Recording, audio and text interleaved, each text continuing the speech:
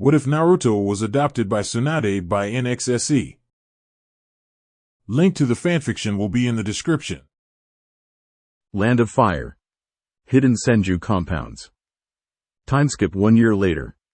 Shizune went through the dishes in the sink, washing and wiping them up before placing them neatly on the shelves. She hummed happily, enjoying the calm and quiet house while going through her chores. She loved how the past years had been so stagnant and stable in their lives ever since her master had adopted Naruto into her life. Now no longer did she gamble or drink her sorrows and fortunes away.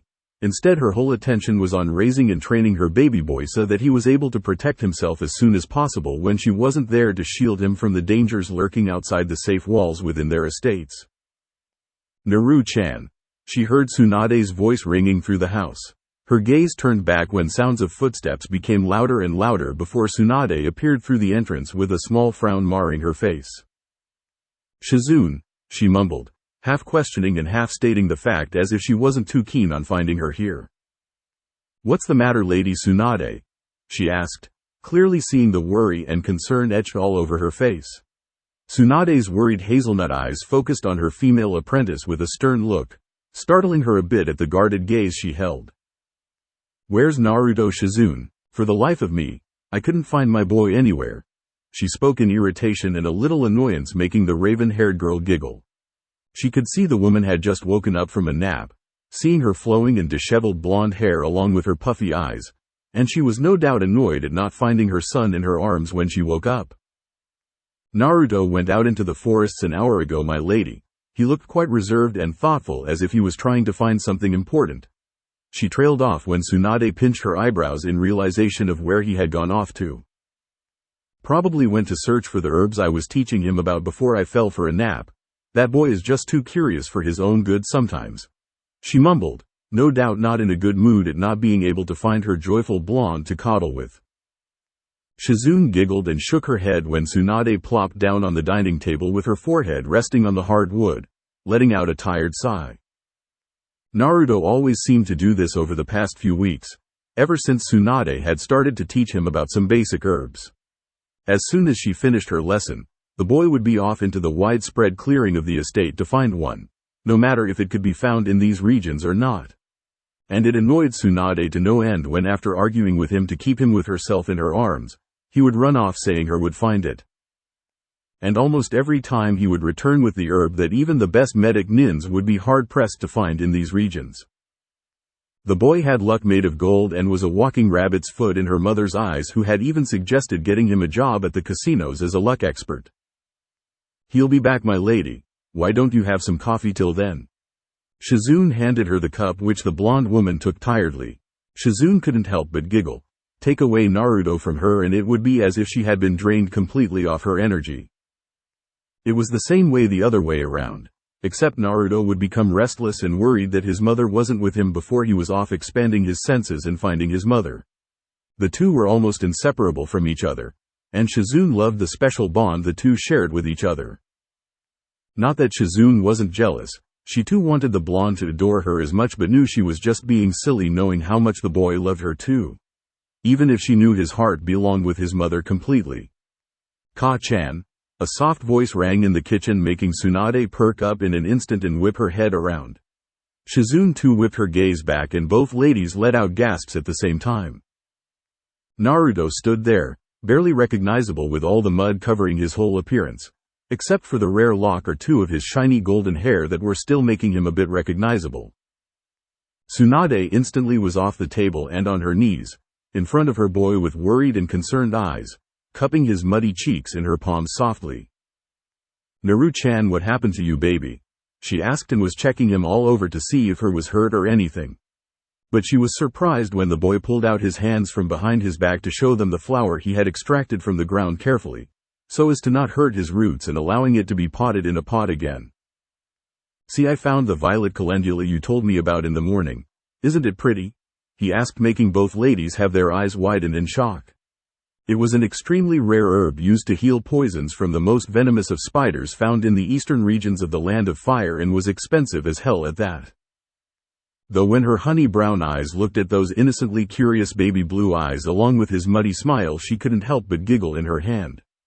Shizune too was stifling her giggles in her sleeve, making him quite confused, which he showed by tilting his head cutely to the side. "Did I find the wrong one?" he asked in a small voice, making their laughs cease only to see his nervous eyes staring down at the floor. Both realized he was thinking they were laughing at him to make fun of his failure and smiled at the innocent boy lovingly. Tsunade caught his chin in her fingers and started wiping his face to bring out the fair skin and whiskers that were hiding underneath all the mud before planting a soft kiss on them, making him smile. "You never cease to surprise me, Naru-chan. You found the right one yet again. I swear you'll take my title of the Queen of Elixirs pretty soon and become a Prince of Elixirs. Yourself," she said bashfully, making the blonde smile a joyful smile and his eyes sparkled in excitement. "Really?" he asked happily, and she nodded with a smile, working on cleaning off his face with her kimono sleeves. Her expensive kimono lay ruined, but she couldn't care less about the article of clothing. His smiles and ticklish giggles were all worth it in her eyes. "Now you have to take a bath to clean up," was all she could say before the boy slipped out of her fingers expertly, and her eyes widened when he ran out with a joyful laugh. Shizune giggled, already knowing what would happen now, for it had become quite a common occurrence in the estate. "Naruto, no, don't you dare," Tsunade shouted and gave chase to the boy as their laughs and shouts rang in the halls. Shizune wiped her hands clean off the towel and ran out behind her blonde master to witness the moments she loved so much. Her hands now slipped a camera on her way out unknown to the two of them. She wasn't letting this moment go like this without capturing it for life. "Naruto!" Tsunade exclaimed, her arms outstretched to catch the boy who ducked under her grasp at the last point with a laugh, and she growled. "Ha ha ha, you won't catch me, Ka-chan," he shouted proudly, making her smile knowingly how she always let him do what he wanted, even if she could have caught the boy in a moment had she wanted to. But his happiness was precious to her, and she was saving his innocence with her shadow completely hidden from the world outside. Naruto looked back when he jumped out the porch and towards the lake, to see his mother hot on his trails, and ran quickly. He bit his thumb and smeared the little drop of blood on his palm, making her eyes widen, and now she was going to catch him quickly. Inasaru Tori Hetsuji. Ninja Art. Summoning Jutsu. His voice rang in the clearing when he jumped into the air and flipped mid-air to land his palm first on the ground before letting out a short burst of chakra to throw him up and complete his acrobatic flip. Kanji covered a circle on the ground where he had touched the ground, and a puff of smoke revealed quite a confused and orange human-sized toad looking around for his summoner. "Oi Kichi, let's go," he heard a shout, only to see his little favorite blonde going towards the lake, and he grinned, jumping off with a dust cloud in his wake straight in front of the blonde, who hopped on his back, and the toad let out another mighty jump straight to the center of the lake. "Cannonball!" both shouted with laughs, and Tsunade stopped near the shore to cover her eyes with her sleeves. Splash! Naruto came out of the rippling water of the lake and shook his head clean of the water, with the toad under him doing the same. Both laughed, seeing the half-drenched Tsunade standing there, glaring at them angrily. "Naruto," she whispered in a low voice, but the blonde heard it clearly and his laughing stopped. Slap slap slap. "Oi, that hurts," the orange toad exclaimed, rubbing his head where the blonde boy was slapping it harshly. "Run, you idiot," Naruto hissed, making the toad raise an eyebrow. But his eyes widened when he saw Tsunade take a step on the water, and he turned around with a nod. "On it, bro," the toad exclaimed, and started swimming away from the angry mother who was running on the water after them. But it was all for naught when Gamakichi crashed into something as soon as he turned around, and both shrunk comically to see Tsunade standing there intimidatingly with her hands on her hips. They knew what was coming next. "How many times have I told you to? No cannonballs, they can hurt you. The next time I see that pervert who made you sign the contract and teach you summoning so soon without my permission, I swear he'll beg for death when I'm done with him." She scolded the two who looked down on the water surface to not aggravate her anymore. Naruto knew his mother only got angry when he tried to do something that would hurt himself, and he stretched out his arms to his mother, who was standing in front of him. Her eyes softened and she caught his armpits in her palms and scooped the boy, who hid his face in her neck, and planted a soft kiss on her cheek, making all her anger wash away. "I'm sorry," she heard his small whisper, and Tsunade let out a smile and ran her finger through his now completely clean and silky hair. She knew he always manipulated her like that with his adorable cuteness, but she couldn't help but fall for it every time. "I'm worried about you, Naruto. Why do you always have to do it each time?" she asked softly, making him curl up in her embrace all the more. "'Cause it's fun to see you chase me and then you hug me," he said as if it was a world-known fact, making her laugh wholeheartedly. "Is that right?" she asked playfully and giggled when he let out a cute, "hi," in her neck. Her fist bonked the toad's head gently, making him rub his head childishly. "And you should at least not play along," she scolded the toad, who nodded, mumbling about unfair and scary mothers destroying their fun plans. "What did you say?" she asked with narrowed eyes and growled when the toad dispelled itself with a laugh. Shizune put down her camera, having exhausted her new reel just now, but she caught each moment perfectly. Oh, she had a new section for her scrapbook now when she got them developed. Tsunade walked in with Naruto still in her arms, to get changed out from their drenched clothes. She walked into her bedroom and put him down as he rummaged through his drawer to pick out dry clothes for himself, and Tsunade walked behind the dressing plank kept in the corner and started to put on her new kimono. "Naruto, how do you always find the herbs you're looking for?" she asked, slipping out of her clothes while Naruto changed in the bathroom. "Dunno," his muffled voice from the bathroom came, making her smile at his innocent answer. She knew he was lucky, but the last couple of herbs had been one of the rarer ones that even seasoned medics had problems searching for. But he could find them as if he had already marked in his mind where they were to be found, and came back with the one she would have taught him about to start making an elixir out of them. But this was too lucky to be a simple coincidence now. "I can tell where I could most probably find the plant I'm looking for most of the time, and then I go there and look for it until I've found one," he answered, making her hum in thought while she tied her obi to the kimono. "He can tell where he'll probably find them. Interesting answer, but it really is a great sense for a medic to have along with his lucky guesses," she mused, coming out, tying her now dry hair in a simple loose bun, and saw Naruto coming out in a small red t-shirt and black pants with the Senju clan symbol donned on his right biceps sleeve. He was going to be a ladies' man for sure when he grew up, but she would be putting them out with a stick if they turned to her son's innocence. She was the arm wrappings on his left forearm in the form an arm warmer outstretched with a fingerless glove stitched to its end, completely white, making it look more like an accessory to the boy's clothes. "Naruto, you don't have to wear it in the estate, you know," she admonished him, and he nodded with a smile.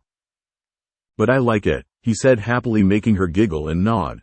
She rose an eyebrow when Shizune knocked and came in their room with the plant from earlier now resting in a pot safely. "Lady Tsunade, I potted this plant. Should I keep it with the other?" she asked, and Tsunade nodded with a smile. Shizune hurried out to the small herb garden they had and kept it on the shelves, having the rare species of herbs in pots so as not get any pests ruining them if buried in the ground, since they were already too hard to find. The collection had become quite large now, with Naruto adding a couple more to the already large collection that Tsunade had bought of some basic herbs from their nearby village to teach him the true art of poisons and elixirs.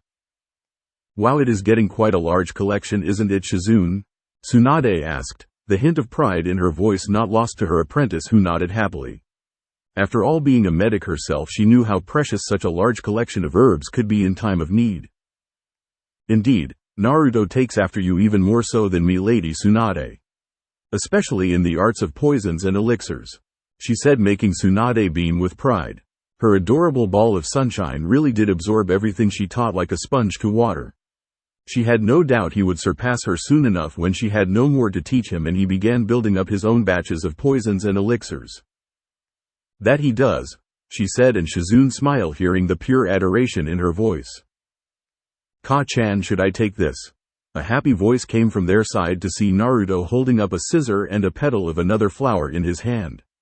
Tsunade nodded and smiled, showing him which ones to pick to counter a poison found in the most common of reptilians, which they could now make with the addition of their latest plant. "Alright, Naru-chan, now I'll let you prepare the elixir this time. Some hands-on experience will come in handy to learn from now on," she said, and giggled when he beamed and nodded joyfully.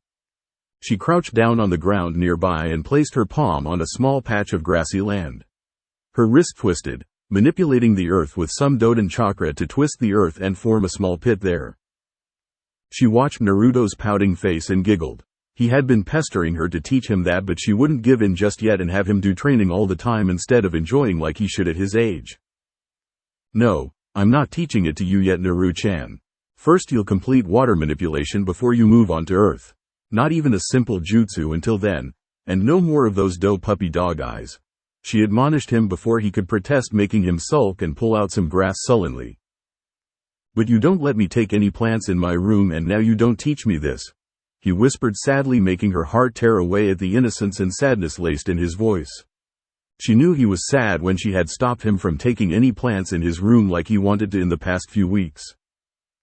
The boy loved them like his own pets, but she couldn't have him turn the house into a forest, which could have been harmful, mind you, with all the various oxidants the plants released at night, which she was sure he would turn the house into with all the plants he was always scouring out that he loved. Her heart tore away seeing his shimmering eyes, and she had half a mind to let him grow a damn tree in her bedroom rather than see him cry like that. Naru-chan, she called out, making him look at her with a soft sniffle that made him look all the more adorable in her eyes.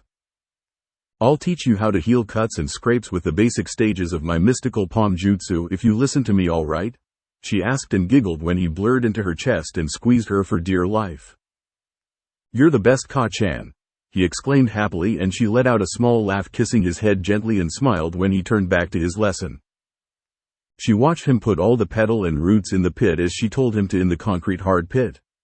She snapped her fingers under the petals of the violet calendula to spark them alight gently with the precision only an experienced medic like her could have. She put out the small fire in her fingers as soon as they turned to pick ash before she ruined the process and precious herb as well.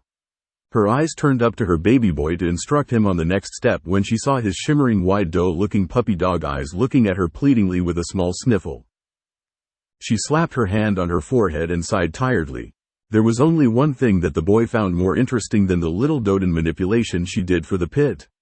And that was the little Kaden manipulation exercise she used for her elixirs. But she couldn't have him light the house on fire if she started teaching him that, knowing how he would practice it even in his room until he had mastered it. But she had to give him something, else he would be saddened even more with all the chakra control exercises she had been putting him through the past year. Alright, Naru-chan, you complete the water walking exercise in this week.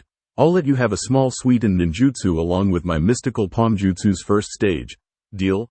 She asked and laughed when the boy brightened up and his tears lay forgotten. The boy was too curious for her own good, was what she told herself, like always. She watched how her son manipulated the water around his hands straight out of the vapors in the air and turned them into a small glob of water hovering above his palms. She watched on mystified as he played with it as if it was a toy, not knowing he was manipulating the element to a degree most would give their arms for, as if it was a plaything to him. Is this enough, Ka-chan? He asked, breaking her out of her thoughts, and she nodded. Most medics taught to make elixirs in sterilized porcelain bowls, but she was teaching him this way so he could be ready to make anything anywhere if the situation called for it and not be bounded by the lack of equipment found in hospitals like some of the lesser accomplished but respected and non-field medics out there. The blonde boy put the small glob in the pit, and Tsunade handed him a small cylindrical stone she had manipulated out of the ground out his eyeshot so as to not arouse any more of his curiosity, and smiled seeing him knead the thick and pinkish blue elixir to its final stages. She held out a test tube and watched with pride as he manipulated the liquid of the thick elixir expertly with his palms and didn't even waste a drop of it before pouring it down in the glassed vessel. She put a cork over it and smiled in pride. And that, my baby, is your finalized elixir for most of the mid-reptilian poisons found in the eastern parts of the Land of Fire, she said, waving the test tube and watching his fascinated face with that adorable smile on his face. She kept the tube in her sleeve to store it in her cryogenic storage in her basement for reservation for future use, where she would put it later on, and walked into the house for dinner as Shizune had called them in, and pulled the boy's head in her stomach as they walked in. I'm proud of you, baby. You're growing so much in such less time, she whispered, making him smile at making his mother proud. But Tsunade wasn't mincing words. It took years of research and hard studying before medics even started on preparation of elixirs, but the boy crammed them up as if they were bread and butter to him, and she couldn't be prouder of his growth. Most medics never even delved into these sciences and just learned jutsus to extract the poisons from their patients and try and stabilize their patients with medical chakra until his immune system kicked in, which lead to many fatal casualties in their field. If only everyone took their fields as seriously as herself, Shizune and her baby boy, so many lives could be saved. Ka-chan, what are we going to do tomorrow? Came the soft voice of her boy, who was looking up at her spaced-out face innocently, and she ruffled his hair, getting some cute giggles from the boy. I'll start you up on the conversion of your normal chakra towards the medical one. It's great that you have such a strong water affinity. It is the best thing a medic could possibly dream of, since it makes many advanced branches of our fields open up to you instantly without the need of putting up with numerous months of mastering the element before you move to the real thing. She spoke to him in a wise tone, making him nod and smile. Then maybe we can start working you on real people in the nearby village's small clinic. You could learn hands-on with real patients as well as help the villagers at the same time. Me and Shizune could take the serious cases too, since it has been quite some time and we need to keep ourselves sharp too. She told him and watched him perk up at the mention of going out. She knew keeping him to herself wasn't the best thing, but she wanted to keep him as safe as possible from any and all dangers. But she was realizing he needed to see a little of the outside world too if he had to grow out of his childlike innocence and shell he had around him. Not that she wanted him to anyways, but it had to be done, and some social interaction with others was necessary too. They sat and had dinner in comfortable silence, that is, until there was a puff of smoke by their side along with sounds of clanking wooden sandals. Both ladies sighed tiredly, but Naruto perked up with a smile. Ladies, hold your horses, because the manly charm of the gallant toad sage Jiraiya has arrived. Came the boastful exclamation of the toad sage, who waved his hair proudly and did a kabuki pose. Naruto clapped happily at his performance that he liked very much, and each time the man prepared a new dance form just for him. Pervy sage, the blonde boy exclaimed, making the man face fall from the embarrassed samurai toad underneath him, while the ladies in the room chuckled loudly at his expense. Don't call me that, you damn brat, he scolded him half-heartedly, while the boy just grinned his foxy grin. Tsunade told him to keep that nickname for his godfather, and the man cried anime tears at the lack of respect they had for him. Men kissed his toes for the classic literature he wrote, but his own family members had no respect for him, he cried out comically. Naruto hopped onto Tsunade's lap and snuggled in her arms with a yawn, making her smile. He had the most energy of them all, but would always curl up in her arms to fall asleep. Jiraiya watched on in jealousy as the boy was snuggled in her chest and drooled at the thought of him being there. How lucky the boy really was to enjoy those Melanie jugs, he mused. Shizune glared at the man in disgust before a plate met his face, and he fell down back from his chair and twitched on the ground. You damn pervert, get your thoughts about my boy out of the gutter before I sock you halfway through the elemental nations. Tsunade fired in her usual way, and Shizune giggled as the man mumbled something with a dazed look, clearly out of his senses. She tucked him into his bed, planting a kiss on his head, and smiled at his soundly sleeping face that looked so cute. She wanted to sleep with him herself, but the pervert must have come for something important, that much she knew. She took her chair back and saw his face now completely serious and without any signs of joy in them, and her own face mirrored his. Many people are looking for the boy now. Especially Kumo and Iwa, now that their forces are back up to strength. Kumo wants the Uzumaki blood in their midst now that someone is out of the eyes of the village, and Iwa want the Yondaime's heir to themselves or be eliminated altogether before he rises up to the strengths of his father. He said, making her heart drop. She had half a mind to drop his outing straight out for his safety, but her eyes narrowed before steeling themselves. Be careful, Haim, and especially don't take him outside for now. The most dangerous thing is that some people, dangerous people, are banding together for some cause, and Naruto along with the twins is on their list that they are gathering information on. I don't know what for, but I do know they are looking quite intently on Naruto, which means, he warned her, and she nodded, understanding his point completely.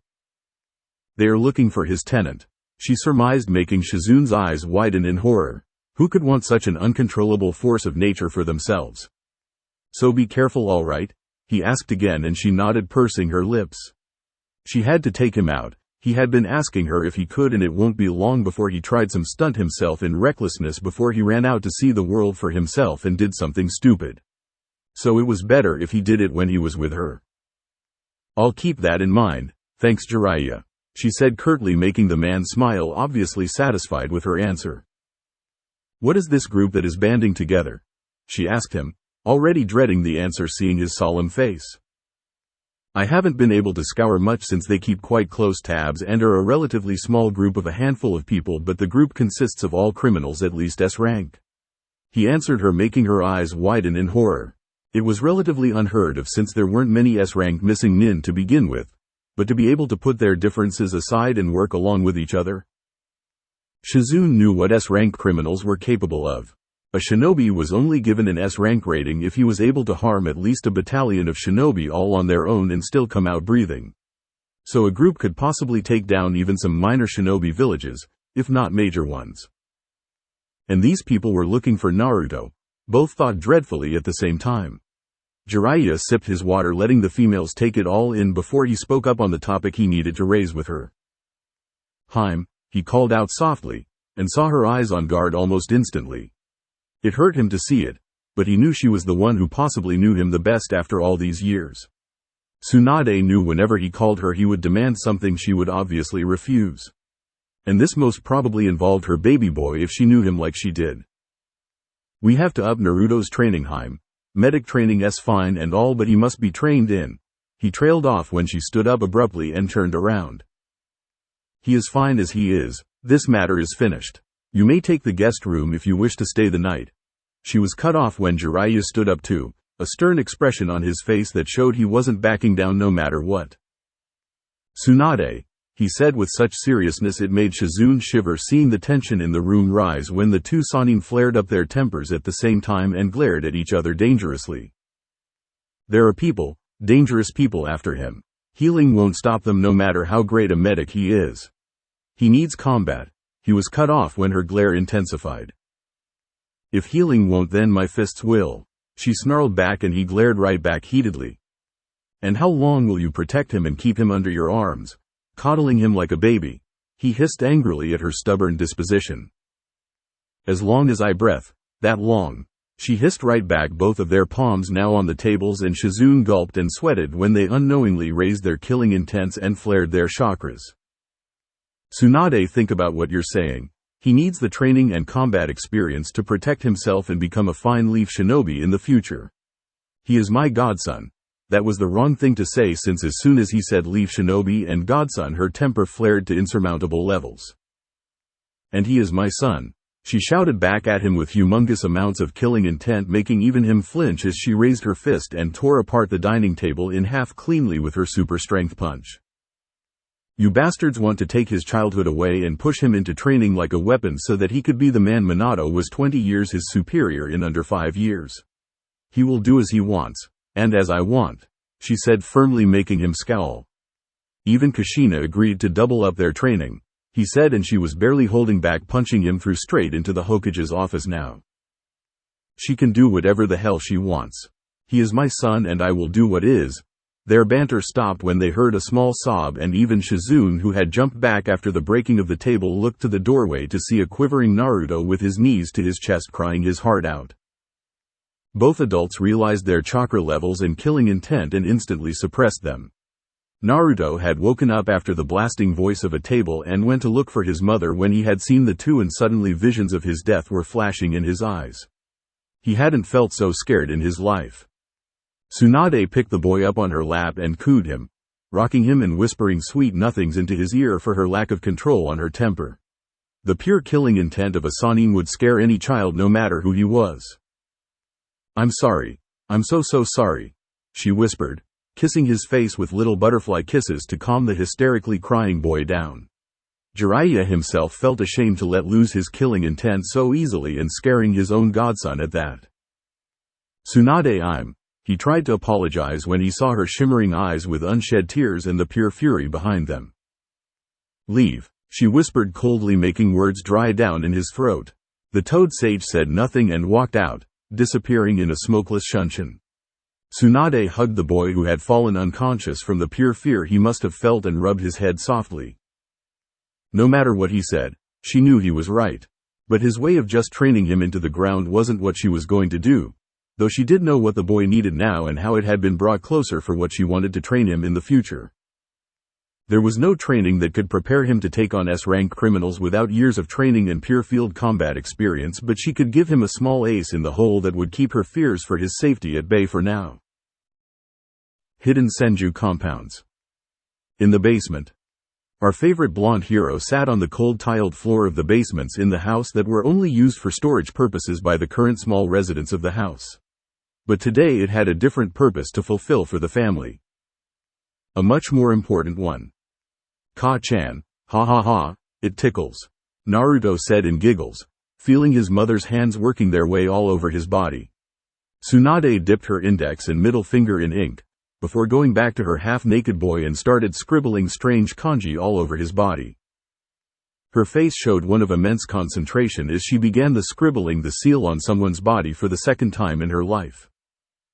The first time had been for Shizune, but the girl was never able to truly embrace the thing it was meant for. Tsunade walked up front and scribbled her way up his shoulders and onto his cheeks before finally scribbling a small rhombus over his forehead as the final connecting point of the slick pattern of kanji all over the boy. Alright Naru-chan, I'm done. Now stay absolutely still, okay? She asked and got a nervous nod from the boy who still had no idea what she was doing to him, but he trusted her with his life. She ruffled his hair playfully to ease up his nerves and got a slight giggle out of him. This won't even feel like anything and will be over before you know it.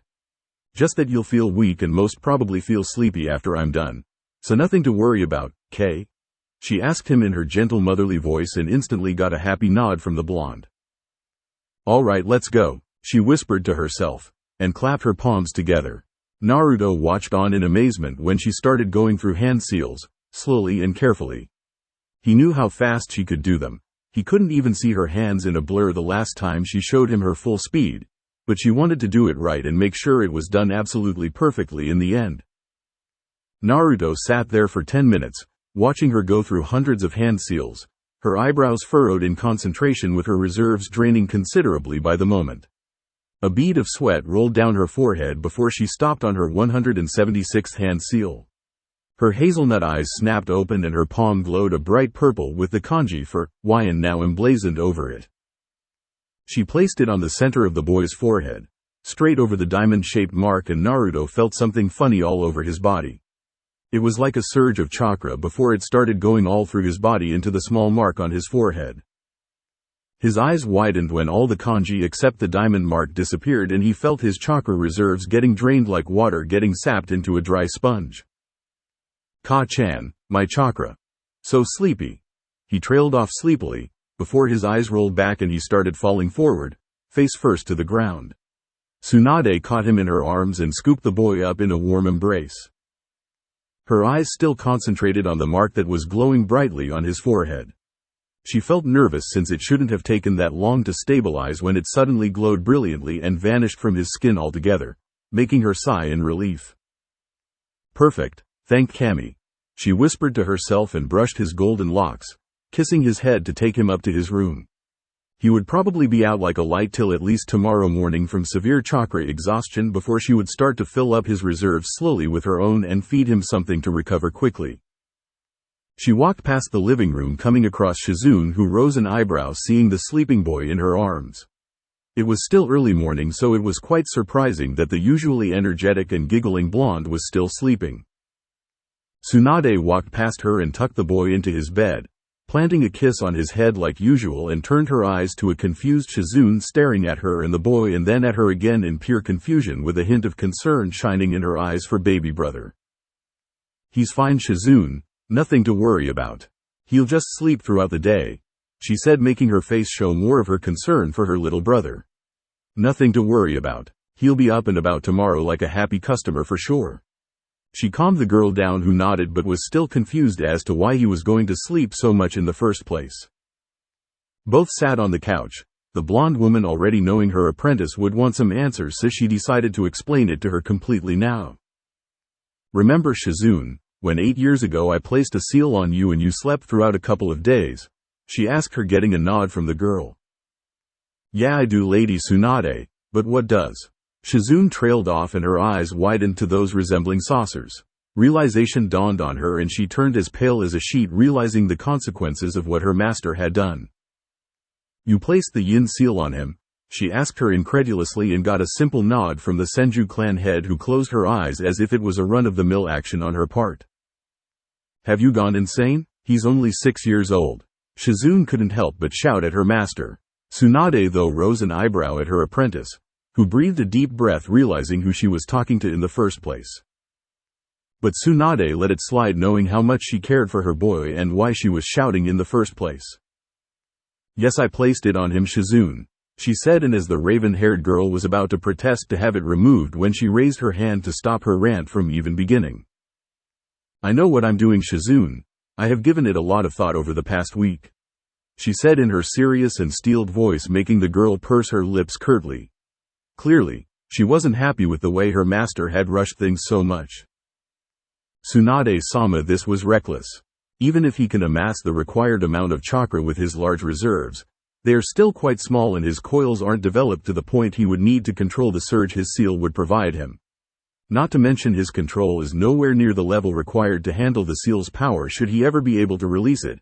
And that is a big if, since I myself wasn't able to get it to life after years of work I put into it, Shizune said curtly, making Tsunade sit silently and hear the aggravated girl out and let her vent out her frustrations before she answered her queries.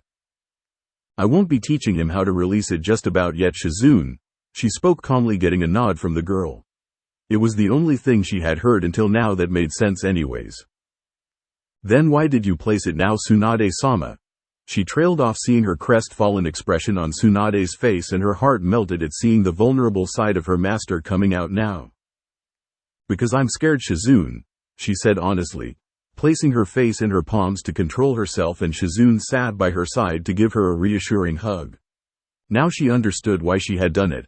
The talk with Jiraiya a week earlier must have triggered her decision. I can't lose him, Shizune, he's everything I have. And now the world is after my baby's life, she whispered with a choked sob, making the raven girl sigh and nod sadly, though she was surprised when Tsunade looked at her with determined eyes. So I have placed a small trigger over the basic yin seal that serves two purposes now, she said, making her apprentice raise an eyebrow. Now this was news to her. The yin seal hadn't been experimented on since Mito Uzumaki's reign and creation of it until Tsunade had tinkered with it to the point she wore today. She was quite curious with this development, knowing almost all the seal's functions anyways. Firstly, for now it will drain his chakra reserves on its own, leaving only the barest minimum to trigger the functioning of the seal, she explained, making the girl nodded. It was a needed step to jumpstart the powerful seal in the first place, with a huge burst of chakra coming from its bearer or the one who places it. Tsunade must have used the boy since she would have liked to keep an eye on his condition herself to see if she did anything wrong and fix it before it becomes fatal. It was only logical. Secondly, whenever he is completely drained of chakra or has received a fatal wound that is threatening his life, the seal would be triggered all on its own, she said, making Shizune's eyes turn wider than ever at the implications. Tsunade decided to cut her musings short before she had another burst of frustrations. But it is only a one-time thing. I reserved my own chunk of medical chakra in it as a small reservoir, so that even if someone made a direct hit to his heart, the seal has enough juice in it to make him recover completely. But it will only work once, she explained, and now Shizune realized why she had done what she had done.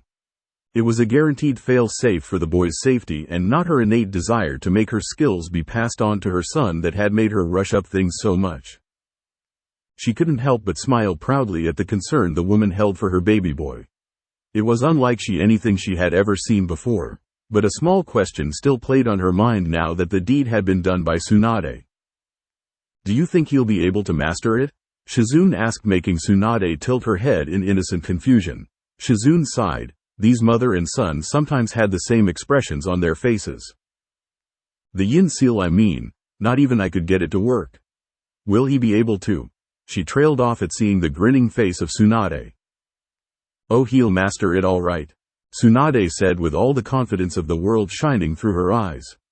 Shizune couldn't understand how she was so damn confident when Tsunade stood up. It was time for a warm cup of sake today. She needed it. Shizune too didn't stop her now. He is my son after all, she whispered to herself before squinting her eyes when she downed the cup in one go. Shizune couldn't help but laugh when the queen of liquor coughed violently, feeling the new sensation of alcohol burning her throat after a pretty long time. God cough, I'm so out of shape, Tsunade said, much to the amusement of Shizune, who was snickering happily seeing Tsunade pat her chest after downing another cup down. though her eyes widened in horror when Tsunade took the cork out with her mouth and started downing the whole bottle down in one go. "Tsunade-sama," Shizune shrieked, but the damage had already been done. She held the bottle upside down, but not even a drop fell from it, making her sigh. She glared at the Sannin, whose cheeks were now a faint pink as the alcohol began to take effect. "All right, Shizune hic. I'll go and sleep with my baby. You get something heavy for him to eat hic asterisk when he wakes up. A little for me too." She said the last part as an afterthought while Shizune watched her go into Naruto's room with a sigh. Something's just never changed, her master's little childish antics being one of them. But even still, her care for her son's safety was unparalleled. That much no one could argue. This is some fine sake," a third voice said from behind Shizune, making her stiffen before doing the only thing she could. "Kya!" She shrieked and launched a barrage of senbons at the voice. She sighed in relief at seeing the mane of hair now covering Konoha's legendary Toad Sage for protection from her attack, who was chugging down the contents of the new bottle quite happily without a care in the world. Shizune couldn't help but wonder if she and Naruto were the only normal ones left around here now. "How long have you been here, Jiraiya-sama?" she asked tiredly, to gauge what all he had heard. The man though leaned on the wall with his back and wiped off his face with a smile that was quite too serious for Shizune's liking. "Long enough," he answered cryptically, making her sigh yet again at his unclear reply. She didn't even bother to ask how come they hadn't felt his presence. After all, the man was a master at espionage and held a spy network greater than Konoha's own at his personal disposal. Jiraiya was happy that Tsunade was taking his words and warnings to heart and not lacking in the boy's safety. But it still wasn't enough in his eyes. He had to do something. "What are you thinking, Jiraiya-sama?" He heard Shizune's voice and broke off from his thoughts with a warm smile, shaking his head. Shizune couldn't help but be nervous. The man was rarely serious, if ever, and it was scaring her, to be honest. "Oh, nothing for a fine beauty like you to worry about, Shizune," he said with a lecherous grin, making the girl face palm and leave while shaking her head, muttering something akin to, "hopeless perverts." "Oi!" he yelped indignantly hearing her remarks, but she had already left, making him sweat drop. He chugged down another gulp of sake and racked his brain to do something to make the boy have an ace up his sleeve, while keeping his mother seemingly oblivious to all his efforts. A moment later he let out a mischievous giggle before disappearing in a smokeless shunshin. Tsunade was going to flip when she heard about his own hands-on with the boy, but it would be worth it in the end. Next morning, Tsunade's head pierced with head-splitting headache, and she cursed herself for going all out with her bottle of sake like the old days. But she needed to let all her fears to rest and have a little sleep with her baby after a week worth of restless nights. She held a half-ram hand seal, her medical chakra coursing throughout her body. Her liver's metabolism was increased exponentially for a few moments with its extra dose of chakra, and all the side effects of alcohol were drained out in a matter of seconds. Her honey-brown eyes blinked innocently, staring into the curious wide baby blues that were staring at her intently while a small hand had her cheek cupped. Her face lit up with a small smile, leaning down into the small hand with a fond smile. "Ka-chan, you smell funny," he whispered, making her giggle and pull him close to her in a hug. He must have smelled the strong essence of liquor on her. "How are you feeling?" she asked, instantly her mind regaining its bearings to let all her worries wash over, her maternal instincts kicking in automatically. "Tired," he whispered in a rasped voice, snuggling in her neck with a cute yawn. She could feel his shaky arms, most probably from chakra exhaustion. She, unknown to him, placed her palms on his back, which glowed green, to let her medical chakra fill up some of his reserves. Naruto felt something re-energizing him and broke off the hug to look at his mother in innocent confusion. "Ka-chan, what did you do?" he asked curiously, making her grin. She flicked his nose playfully, getting a cute giggle out of the blonde. "That was one of Ka-chan's magical hugs. You like it?" she asked playfully, getting a small squeak of "hi" from him. She hugged the adorable thing to death, who was more than happy to return her hug. Both their noses twitched in unison and they grinned at each other with a knowing grin. Shizune had prepared of Naruto's special fried rice with tempura fried chicken and a mayonnaise topping for him, which, as weird as it sounded, had become one of Tsunade's favorite too. She walked in with Naruto scooped up over her shoulder playfully, both seeing the knowing smile on Shizune's smile making them smile sheepishly while both their stomachs rumbled in unison making the girl laugh at their embarrassed faces. The plates were wiped clean after their share of fourth helpings when the glass door leading to their open field slid itself open making them all look towards it quickly. Yo! A lazy eye smile along with a trademark lazy wave was pointed to them making the two women quite surprised at seeing the legendary copy ninja strolling in like it was a park for him. Kakashi Ni-chan. Naruto beamed and barreled into the man's stomach who chuckled and patted his head a couple of times while the boy clutched his beloved elder brother for life. Kakashi, it's a surprise to see you here? Tsunade spoke up, a little surprised but nonetheless happy to see the man on her doorstep. Oh, think nothing of it. Sandaime-sama had been pestering me to take a break from Anbu for a long time now. So I finally caved in, and was completely bored. Then I thought, he said, adding a mysterious air in his voice, quite enjoying the mystified and adoring look he got from the blonde. What better way to spend it than with my favorite little blonde ball of sunshine? Nay? He asked, giving the boy one of his traditional eye smiles when the two bumped fists. Tsunade just couldn't help but smile. The boy looked up to the silver-haired man as his elder brother and a seemingly life-sized role model, straight after his father and herself. Even more so that his favorite pervy sage, the man was too cool in the blonde's eyes. Did you get me something? The boy asked, instantly making the man look sheepish and shake his head. Sorry Naruto, I forgot in a hurry. He trailed off seeing the crestfallen expression on the blonde's face. Oh come on, who am I kidding? Of course I did, he said, pulling out a dog-pattern wrapped package from his pocket making the blonde beam happily. He unwrapped it and watched the thing in his hands with wide eyes and an incredibly surprised look. Tsunade was getting curious as to what had gotten her baby so shocked, and hoped for his life it wasn't one of his books. Though when Naruto turned around to show her the gift her eyes widened before her palm met her face in a slap. Shizune laughed, holding her sides when Tsunade let out a groan at the two identical-looking, face mask-wearing males standing in front of them. Isn't it awesome, Ka-chan? Chirped up the blonde making her smile. He could get so happy at the smallest of things, but it made her cherish his innocent happiness all the more. Yes, it is Naru-chan, but you won't be wearing it in my home when you're with me, she said firmly, laying out the ground rules quickly and his shoulders slumped in defeat. Ah, please, he pleaded, making her eyes soften and shake her head. Not this time, he won't get her this time with those doe eyes. No, young man, I won't have you hiding your face when you're with me in the house, she said and sighed seeing his puppy dog eyes now shimmering making her walls of emotions crumble down quickly. But you can wear it when outside, she said making the boy perk up and nod happily. He could live with that. Ni-chan, will you teach me something? He asked quickly, making the Junin nod instantly. He had no qualms with that, plus it served as a little time off from his stressful life back in the village. Kakashi, just something simple, all right?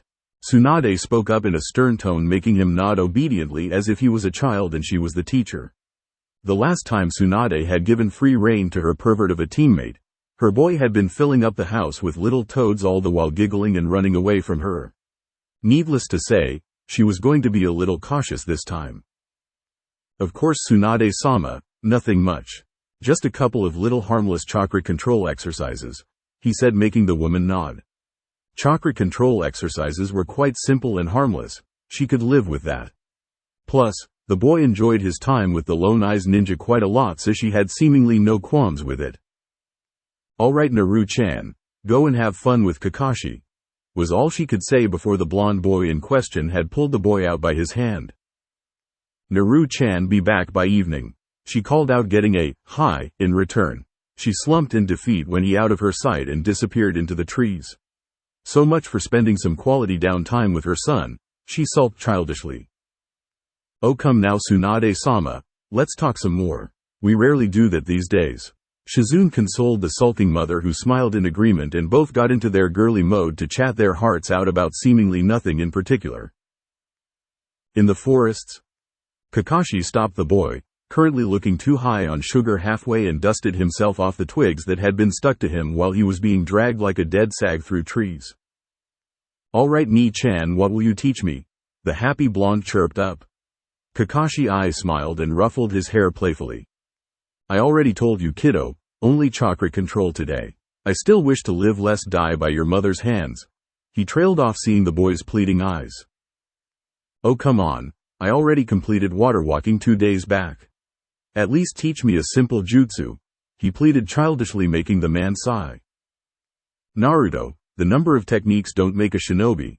It's how you use them in the heat of the moment that determines how great a shinobi you can be, he said sagely, making the boy pout cutely. Says the man who knows more than 1,000 techniques, he said pointedly, making the lone-eyed Anbu sweat drop at his reasoning. It had its merit of reason in this discussion as much as he wanted to deny it. But he knew of a way to goad the boy on, and do the thing that he had come to do in the first place. Trust me, Naruto, you'll love the results you'll get when you're done with my exercises. He trailed off, seeing the suspicious look from the blonde. As much as he didn't want to do it, the bribe his employer had given him was way too much to pass on, even with the looming threat of a deadly Tsunade chasing him for his life like a Shinigami out for a soul. Your father created it, was all he could say before Naruto's eyes were 2 inches away from him with a determined look in them. Teach me, he whispered with a steel-like voice Kakashi had never heard before from the boy. He could see how much the boy adored his father, and it made him remember the great man his sensei really was. All right, but only on 2 conditions, he said, picking up 2 fingers with a serious look in his eye.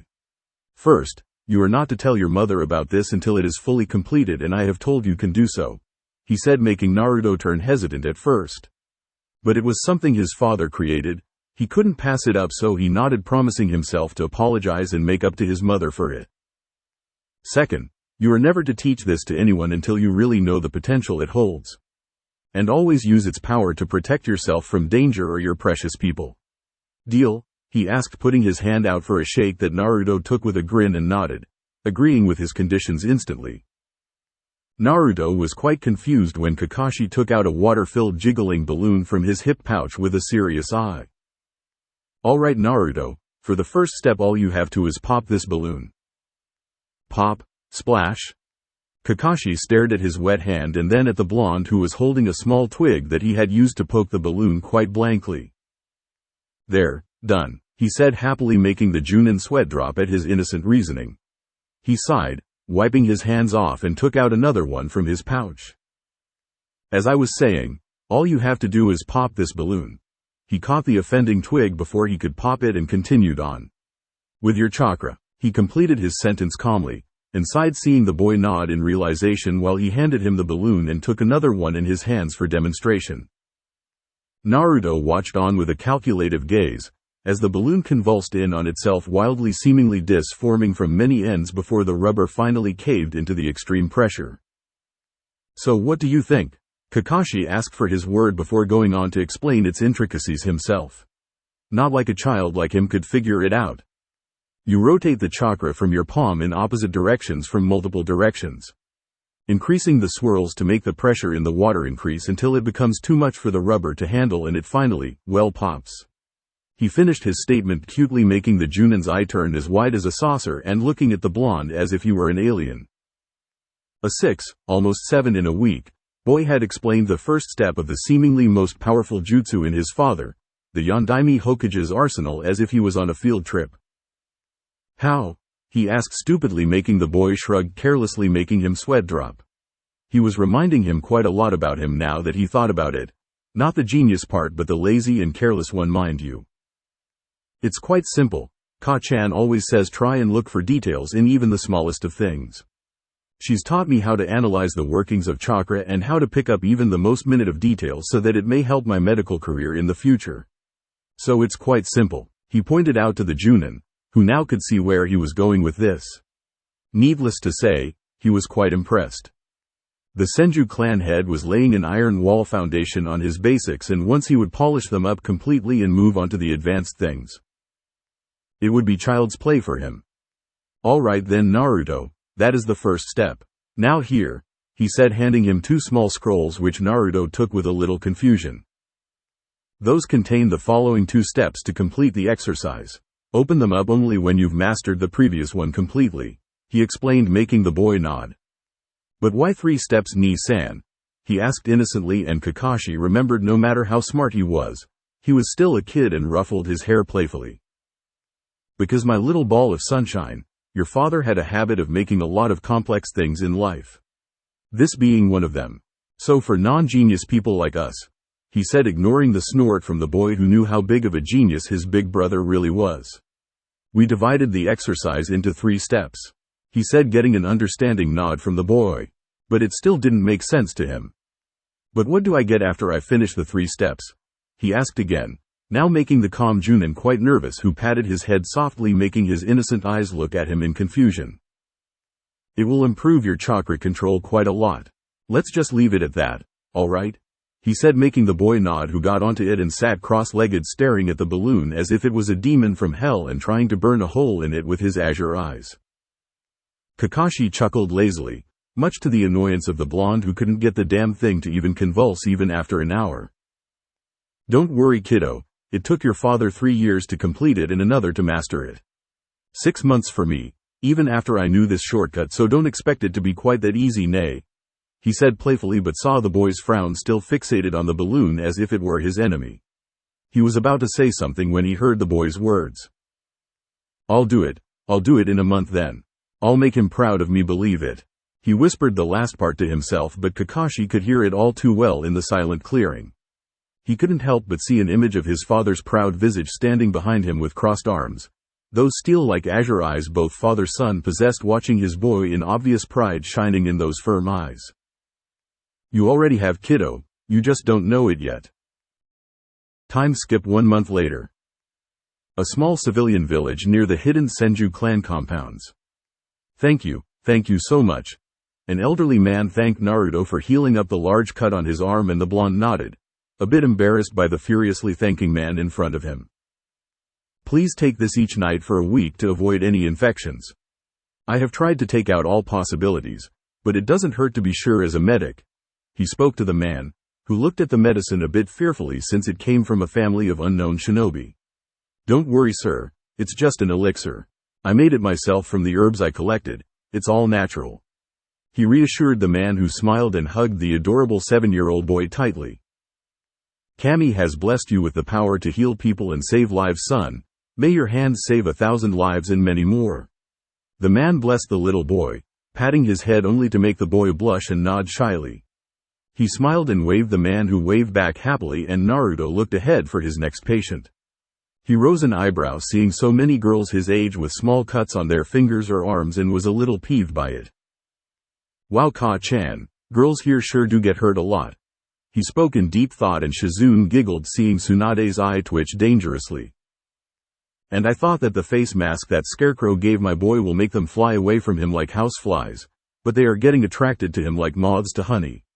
I swear, those sluts are going to hound my boy once he grows up, if this is anything to go by, and that Kakashi is so dead the next time I see him, she thought, glowering at the little girls who were giggling happily at seeing the magical medic boy that had come to help their village every day for a month now. Naruto patched up the small cut on a girl's finger with bandages. It didn't even need a healing technique for it. Though he was quite confused when she kept the finger in front of his face and looked at her with a lost look, not knowing what to do. Kiss it, okay? She mumbled with a cute pout. Shizune stumbled while carrying her box of supplies, and Tsunade had nearly plucked off the man's nail from his injured hand in shock. Both stared at the scene, one wondering what to do while the other was devising plans of how to hide a small girl's body without anyone suspecting her for saving her boy's innocence. Oh, he mumbled innocently, pressing his lips on her bandaged finger gently, and the girl smiled widely and hopped off her stool happily. Arigato, she mumbled, pressing her lips on his whiskered cheek for an innocent kiss, and Naruto turned a bit red in embarrassment and rubbed his cheek with a lost look, not understanding why she had done that. But Tsunade did, and Shizune was barely holding the struggling mother from fatally wounding the slut in Tsunade's eyes that was corrupting her son so much. An hour went by, with Naruto bandaging and healing small cuts and wounds with his little medical knowledge, along with prescribing elixirs to the sick and poisoned people while sending the cases above his skill level to his mother and sister, modestly telling them it was above his head for now. I'm sorry, miss, but I can't put on stitches for now, and this deep wounds needs the 3rd level of the mystical palm jutsu that I don't know. My sister can take care of this, but here this elixir will relieve the pain for now and increase the amount of blood you've lost to make up for it. He spoke in his soft voice and handed the small vial to the young woman, in her late teens, who smiled and nodded while taking it off his hands. "Aren't you the cutest thing?" she cooed teasingly, taking his chin in her fingers and pressing her lips on his adorable whiskers for a soft kiss after pulling his face mask back up. Once more Naruto rubbed his cheek with a lost look when the girl left with a giggle to line up in front of his sister's desk before shrugging and moving on. Tsunade's eye twitched even more dangerously seeing the small line he was having, consisting completely of females who were no doubt there to steal kisses from her son. "Naruto," she called out, smiling when he blinked innocently at her. "Send all the female patients to me. I'll take care of them since I am a woman myself, so I could help them better." "You take care of the men and the elderly, okay?" she asked, and he nodded, seeing her point, and spoke her point to his lined-up patients who awed in unison, much to the protective Senju mother's ire. "You know what? I'm not that hurt to waste such an experienced medic's time on such a small matter." "Yeah, me neither. I feel quite all right now." "Yeah, me too. Let's go home." A tick mark dawned on Tsunade's forehead, seeing almost all the women bar the seriously sick or injured ones empty their small medical camp. "Why those sluts?" she growled inwardly, while her apprentice was barely stifling her laughs in her sleeve at seeing the fired-up and irate mother holding in a tantrum in herself. Naruto, though, blinked when they all crowded and started hogging and thanking him for his time by kisses and hugs. A few moments later, he was covered in lipstick, and a completely baffled look on his face was cemented at seeing them all go while giggling to each other happily as if they weren't even sick in the first place. "Ka-chan," he whispered nervously, seeing her fuming red cheeks and steam was almost about to sprout out from her ears. Not even leaving did they go without hogging her baby boy. Naruto wiped his face off and pulled up his mask with a careless shrug off his shoulders to resume on the elderly sick patients who were blessing him so much. He was getting quite embarrassed from their words. But it felt nice to help someone to him. He loved seeing their smiles and reassured faces that they were now fine to go on with their lives as they saw fit. Naruto packed up their things, helping his sister while Tsunade sat on her chair in exhaustion. The concentration to heal serious patients for so long and remember their detail was taking a toll on her, and she rubbed her temples tiredly. A small weight sat atop her lap and soft breaths tickled her neck, making her wrap her arms around her boy with a soft sigh. "You tired?" she asked him, and got a shake of his head quickly. "But you are," he mumbled sadly, making her smile and kiss his head gently and utter an honest, "Hi," to him. She picked him up over her shoulder, getting joyful squeal from his lips while she walked with him, sat atop her shoulders happily. "Oi," he shouted, waving at a tree in front of them, and much to Tsunade's amusement a baboon waved back at him as if they were longtime buddies and threw a banana back at him that Naruto caught expertly off the air. She giggled hearing her boy thanking the monkey, who hooted his welcome back to the blonde and hit his chest excitedly. "You want it?" he asked, and she took half of it, giving him back the other half, which he shared with Shizune much to the girl's happiness. They walked through the forest, and Tsunade heard all the animal voices die down. Even Shizune glanced around, seeing the forest between their house and village go suddenly silent and become all but devoid of life. Tsunade stopped, with Shizune following suit, and both looked around with narrowed eyes, with the young girl putting down their supply boxes and getting ready for anything now. A thick mist started enveloping the clearing, a mist too thick for parts of this region, and now both women knew they were surrounded by enemy ninja. Tsunade put the boy down and hid him behind her legs, who got the signal and was now covered between the two ladies, safe protection from both sides. Swish, swish, swish. The voice rang in their ears, and Tsunade had stepped a little to the side, catching the handle of the large blade thrown for Shizune's neck in her palm before putting it over her shoulder easily as if it were light as a feather. "You may as well come out now, Zabuza," Tsunade called out, getting a round of deep sinister chuckles coming from all around her. Well, well, well, you know me, Tsunade of the Sannin, one of the 3 legendary shinobi of the Leaf. I must say this is an honor," the voice drawled out evilly. The clearing was washed all over with killing intent. Naruto shivered but gulped down his fright, still quivering but in his senses. He had felt a much thicker one than this from his mother and pervy sage before too, so he could take this one a little. "Who is he?" he whispered. clutching his mother's shirt from behind her, and she threw the fake blade away from her that splashed in a puddle of water upon making contact with the ground. No one for you to worry about, baby. Just stay back and let Ka-chan and Ne-chan take care of this, okay? She asked him in a whisper and got a nod from said boy, who knew this was no time to argue. What do you want, Momochi? Money, supplies, my healing skills. Name it, she called out, looking around to sense the master of the silent killing out, but to no avail. Oh, sorry to disappoint you, my lady, but I'm here for something far more precious than such puny items. He drawled out, making the two women on guard who knew what he was talking about and protectively covered Naruto from any and all harm. The Yondaime's legacy, he whispered, and both women stiffened in surprise before putting themselves on guard. Give me the boy and I'll let you two walk away, he drawled out with a chuckle, making Tsunade growl herself. You have some nerve to be threatening a Sannin Zabuza. I never took you for an idiot in all my years. Weren't you supposed to be the head of Kiri's assassination unit? Tsunade asked to get him to give out his location and buy herself some time. That is why I can take you, Senju. This is my mist, my silence, my turf of kills. He boomed with a chuckle that made Naruto shiver, and Shizune launched a hail of senbon to cancel out the incoming hail for herself in mid-air. There's two, Shizune whispered while Tsunade nodded at her assessment. No, there are four, Ne-chan, Naruto whispered, and both ladies cursed themselves for forgetting they had a censor amongst themselves right now. A large blade came to cleave Tsunade and Shizune's necks clean off, and Zabuza grinned. His grin vanished when Tsunade caught his blade in her fingers, her legendary strength pushing him back like a rag doll. Such brute strength to stop my blade with your mere fingers. The rumors of your strengths weren't exaggerated, I see. His voice drawled out, and she said nothing but kept on her guard. Only her honed instincts and Naruto's sensory abilities were what were keeping them alive. Suddenly the mist all around them started shedding before Tsunade could let out a pulse of chakra, and both women looked down to see Naruto standing with his hands clapped together and his eyes closed in concentration. A small sheen of purple chakra coating his body, and the mist vanished completely, leaving a baffled Zabuza, a masked hunter Nin, and the demonic brothers hop out from their trees. The water he had gathered from the mist swirled all around Naruto before he let it go, and it splashed onto the ground harmlessly. That boy manipulated the water from thin air? Zabuza asked incredulously. Even Haku did not have such skill in his arsenal to control such purity of an element by himself through pure elemental manipulation. Naruto stepped behind Shizune, who pulled him back behind her, and Tsunade smirked. Well, the hidden mist is certainly a fluke now, she taunted the man, who growled loudly before smirking.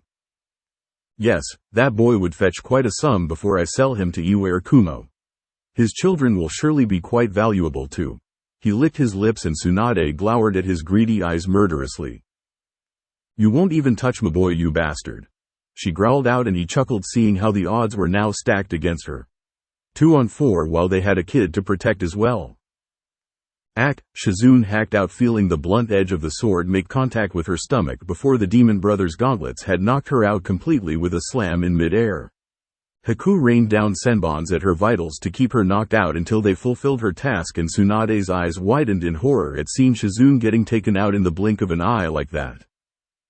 Shizune, she shouted in worry, only to turn back to see Zabuza's mirth-filled eyes while he brought his blade down towards her waist. She jumped back with a hop, taking Naruto with her, and couldn't help but let the gash he made on her stomach when she got on one knee while holding her stomach and coughed out blood.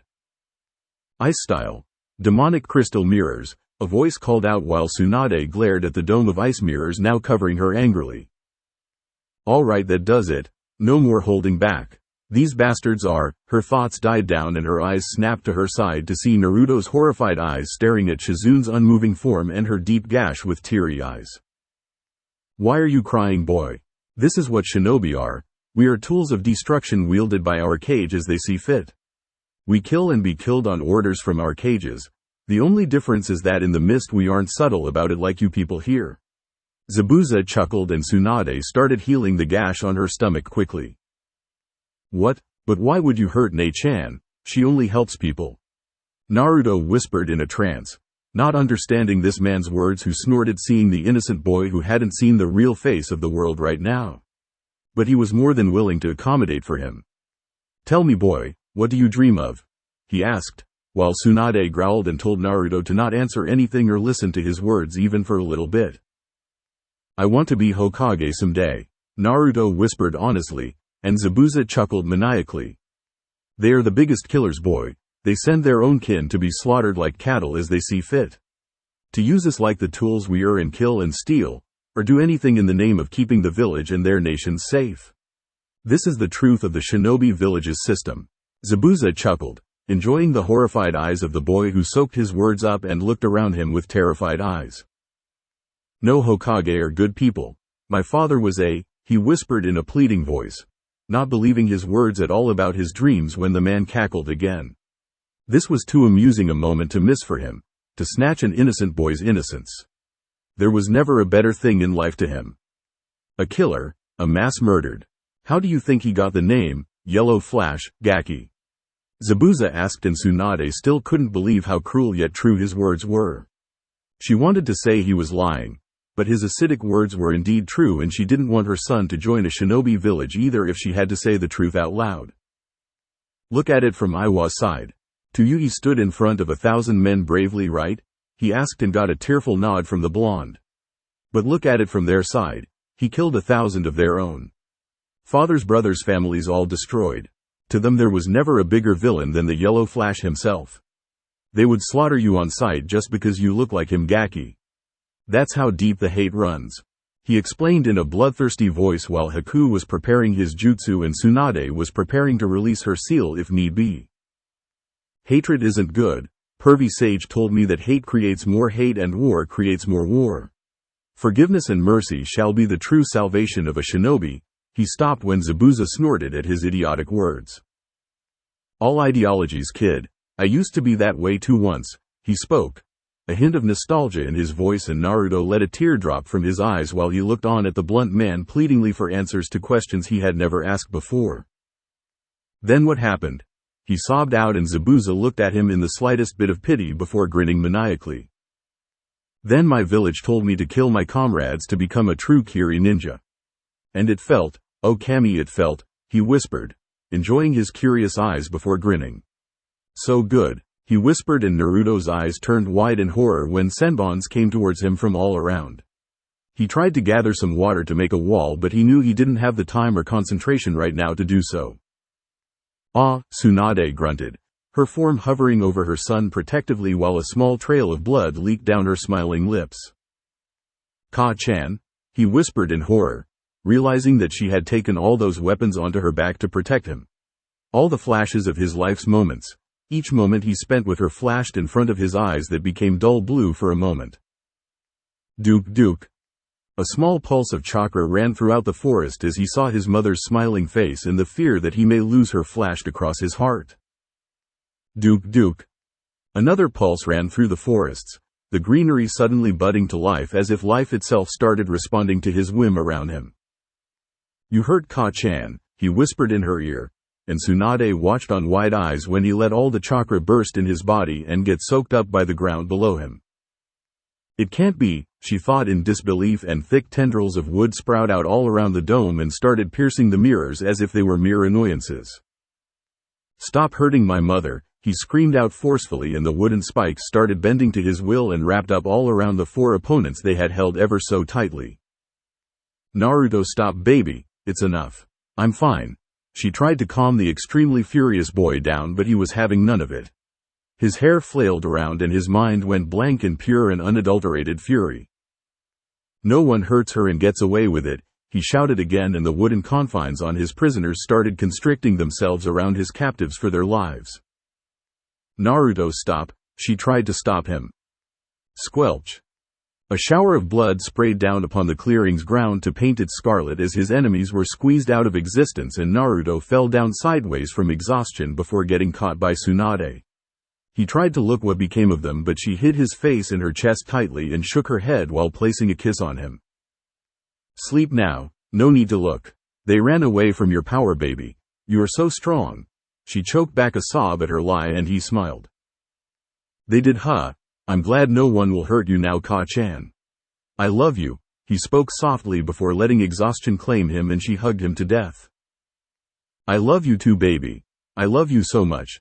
she whispered to thin air as she absorbed in that her boy had already made his first kills unknowingly and had awakened yet another thing that the world will hunt him down for if it got out. She was glad the 4 were dead. She would have let them leave alive anyways after seeing this had he stopped a moment earlier. She picked Shizune up and walked out of the clearing, putting it on fire with a small fire jutsu to remove all traces of his chakra and the bodies. This was going to be her secret to keep since she knew that Naruto wouldn't remember this when he woke up and Shizune was unconscious during it all. It was her burden to bear for now. Hidden Senju clan compounds. Tsunade sat on her bed, her boy's head resting on her lap while he breathed softly in an obviously deep sleep. She just kept running her fingers through his silky locks, going over through what she had seen earlier today again and again. Kami, he had to have that accursed bloodline. She sighed softly, kissing his head with a small sad smile. Even with a gift such as this, it couldn't very well be said that it was a positive one. Her grandfather's strength was still unparalleled, but the thing the world feared most about him was the one thing that had seemingly died out with him all those years ago with his death. That is until today. Mokuton. The name itself would cause fear in the hearts of almost everyone outside as well as within the leaf. The way it was coveted was almost as big as having the power of a god in your palms, which was true if one went further enough to be able to tame bijus acting as mere pets in his palms like her grandfather had showcased decades ago. I'll tell him to keep this between us only for now, but it is a blessing as well as a curse in disguise. But with the already large target of being Minato's son that had possessed his life's knowledge, having the Mokuton was like having a kill-on-sight order now. But it could help him too. Oji-san always said that it had the power to calm down even the most violent of storms if wielded by a true heir of the Senju. Maybe it could help him with his biju and sleeping problems now. She traced the necklace on his neck with her finger, now wondering if she was doing the right thing by keeping it all from him and the world. She gulped down a choke. How many secrets will she have to hide? Will her boy ever see her with mistrust because of this? The thought alone scared her to no ends, but she would endure it for now. It was for his own good even if it would come back to bite her later on. Naruto moaned sleepily upon her lap, her lips twitching upwards while she kept brushing those golden locks with her fingers. His eyes squinted before flickering open and he buried his face in his mother's stomach with a soft sigh. Upsy daisy, she whispered, kissing his head. He looked up and blinked, instantly shooting up to catch her in a warm hug. Hey, she asked worriedly, cradling his head when he snuggled tightly in her arms as if she would slip off any moment.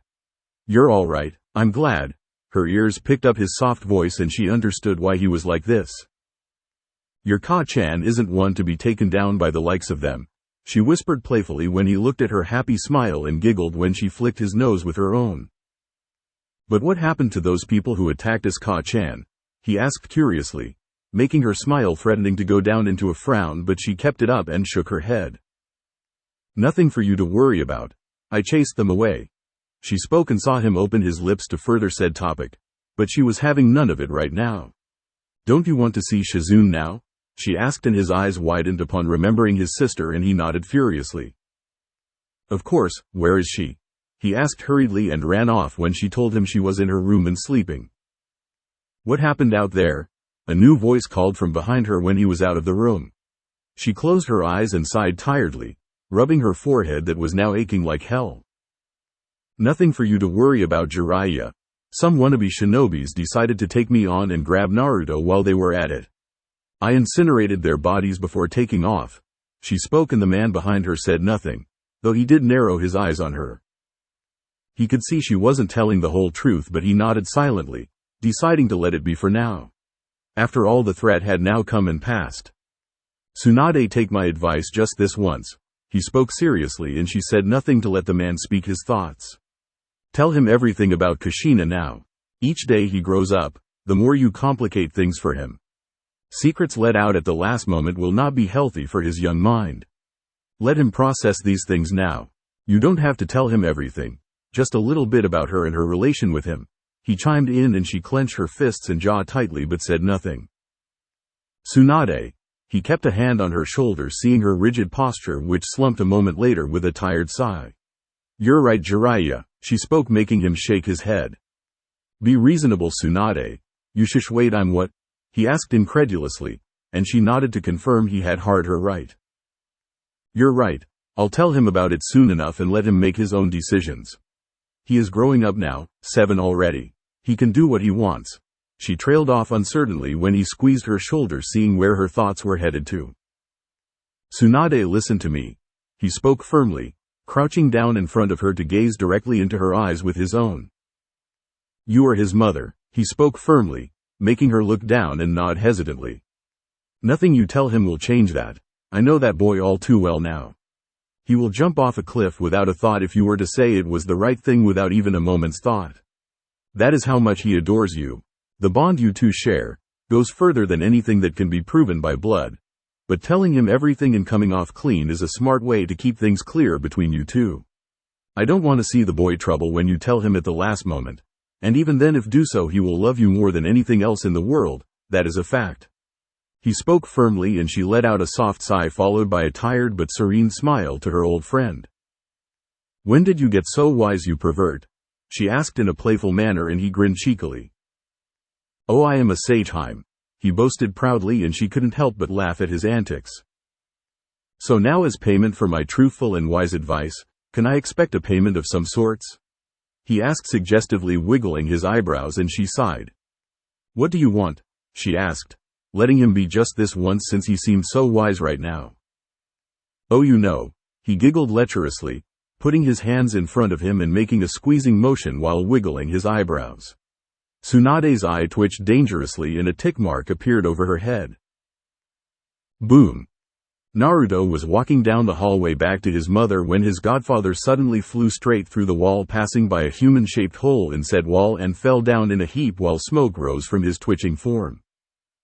He blinked, and then blinked again before crouching down and putting his palms over the down form of a barely recognizable toad sage. "I'm all right." He heard a groan, and Naruto let his hands glow with the basic healing technique and sighed at the man. "Why do you always do something like this, pervy sage?" he asked tiredly, and the man grinned a painful smile when Naruto healed his little wounds thoroughly as best as he could.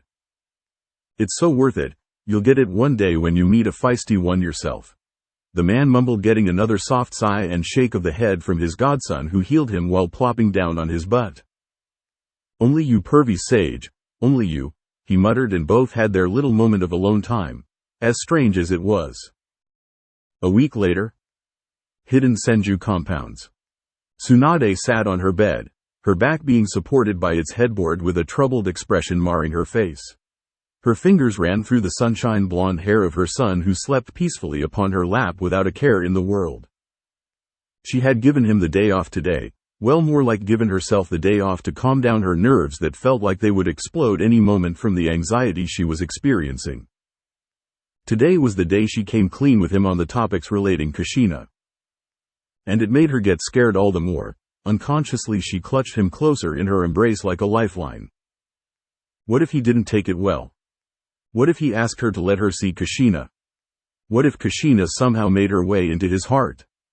She pushed down those thoughts, shaking her head and looking down at the wide baby blue eyes staring up at her fondly. A graceful smile lit up her face when he sat up while fisting his eyes off their sleep with a little yawn. "Enjoy your nap?" she asked in a soft whisper, and got a small sleepy nod from the boy, who rested his atop her shoulder with a little smile. Her hand cradled his hand on instinct like she always did for him, and brushed his silky hair with her fingers. "Naruto, Ka-chan has to tell you something, baby," she whispered. Her stomach felt as if it were made of lead when he nodded innocently. "I have been hiding some things from you, baby," she started, feeling even worse when she felt him perk up in her arms and merely squeezed him tightly for reassurance. Naruto could see it in her eyes. She was troubled. Her darting eyes were trying to look at anything but him. His small hand cupped her cheek. Instantly her gaze locked onto his own wide eyes. "It's all right. I trust you." His innocent reply was laced with a firm smile that made her feel relief was over her. He could always see straight through her without even meaning to. This time was no different. She chewed on her lip nervously, seeing his wide, curious eyes awaiting her words, and gulped down a choke. Naruto. Her heart ached for what she was about to say next, and she clenched her eyes shut for a moment. "I'm not your mother." She finally let the truth slip past her lips. Her eyes opened up, only to see innocent confusion and a lot of fear in those nervous orbs she adored so much. What? You shouldn't joke like that, he mumbled nervously with a small laugh, but saw her sad smile and his laugh ceased. His hand fisted her kimono tightly like a lifeline. Ka-chan, stop joking please, he pleaded in soft voice, tears prickling in the corner of his eyes when he saw her same sad smile not even twitching in the slightest. You're scaring me, please stop, he said in such a small voice. She would have missed it had it not been for their close proximity. The held-back droplets now streamed down his cheeks freely and he looked at her with scared eyes. Naruto, listen to me, she spoke, but he shook his head and hugged her for dear life. No, you're my mother, he sobbed out, crying hysterically. Her arms instantly snaked around his waist to pull him in a soothing embrace. Her heart ached at his loud wails, but she knew she had to go through with it completely. Naruto, your mother who gave birth to you couldn't care for you when you were a little baby. Her tone getting even more gentle by the second, and she could still feel his quivering form in her arms but knew he was listening to her each and every word. Naruto felt as if his world was crashing around him. He could feel his heart shattering in pieces as her words pierced the very soul of his being. Please stop, he sobbed out in a choke, his arms tightening around her neck as if she would slip any moment. Don't send me away please, he sniffled out, Tsunade's eyes widening upon his words. She tried to pull his face in front of her but he wouldn't budge in the slightest to let her go. Naruto, you're not, she tried explaining but he shook his head furiously. I won't ask for any toys. Me and Kichi won't do any more pranks. I'll never make troubles for you. I won't even ask you for jutsus or any training. Please don't take me away from you, he sobbed as if his life was ending any moment. Tsunade clutched him for life, not understanding what had gotten into the boy for saying such things, not even realizing her own tears leaking down her eyes. Naruto, calm down, she whispered, kissing his head from the side only to feel him leaning into her touch as if it were an ointment for his pain. She took his hands from the back of her neck and gently pulled them off, only to see his completely bloodshot eyes and puffy cheeks. The tears still not stopping or looking like they would at any moment, she wiped his nose and cheeks with her sleeve and pulled up his chin. His eyes looked so dead, his form so defeated as if all the life had been sapped out of him. Her heart gave way seeing his condition while she had only yet told him a couple of sentences of the truth. She cupped his cheeks in her palms, forcing him to look at her. You're not going anywhere, she spoke gently, and smiling softly when his eyes sparkled with a bit of hope. I'm always here for you, she assured him, kissing his forehead when he leapt up into her arms with a thick sob and curled up in her embrace. I just have to tell you, she was cut off when he shook his head much to her confusion. I don't want to know, you're my mother, he sniffled, feeling his energy completely drained of him. That's it, please, he sobbed out and she shushed his plead up and started rocking him gently when she felt his weakened form lulling up into a tired sleep again. Her heart fluttered at his words, and she let it be for the time being. It had been even worse than she could have imagined, he hadn't taken it lightly at all. She could feel his broken voice, cracking up with a thick sob in each whisper he spoke. Each whisper that said, she was his only mother. Her eyes glanced up when the door opened slightly, the face of Shizune and Jiraiya peering in to see if they could come in. She nodded her affirmative and both stepped in, softly clicking the door in behind her. Shizune walked up, wiping her cheeks with her sleeve and making her realize she had been crying too. He didn't take it well, huh? Jiraiya spoke in a whisper, getting a defeated shake from Tsunade and both let out long breaths in defeat. How much did you tell him? Asked the Toad Sage, taking a seat by her and rubbing the back of the sleeping boy in soothing circles who was still letting out little hiccups sleepily.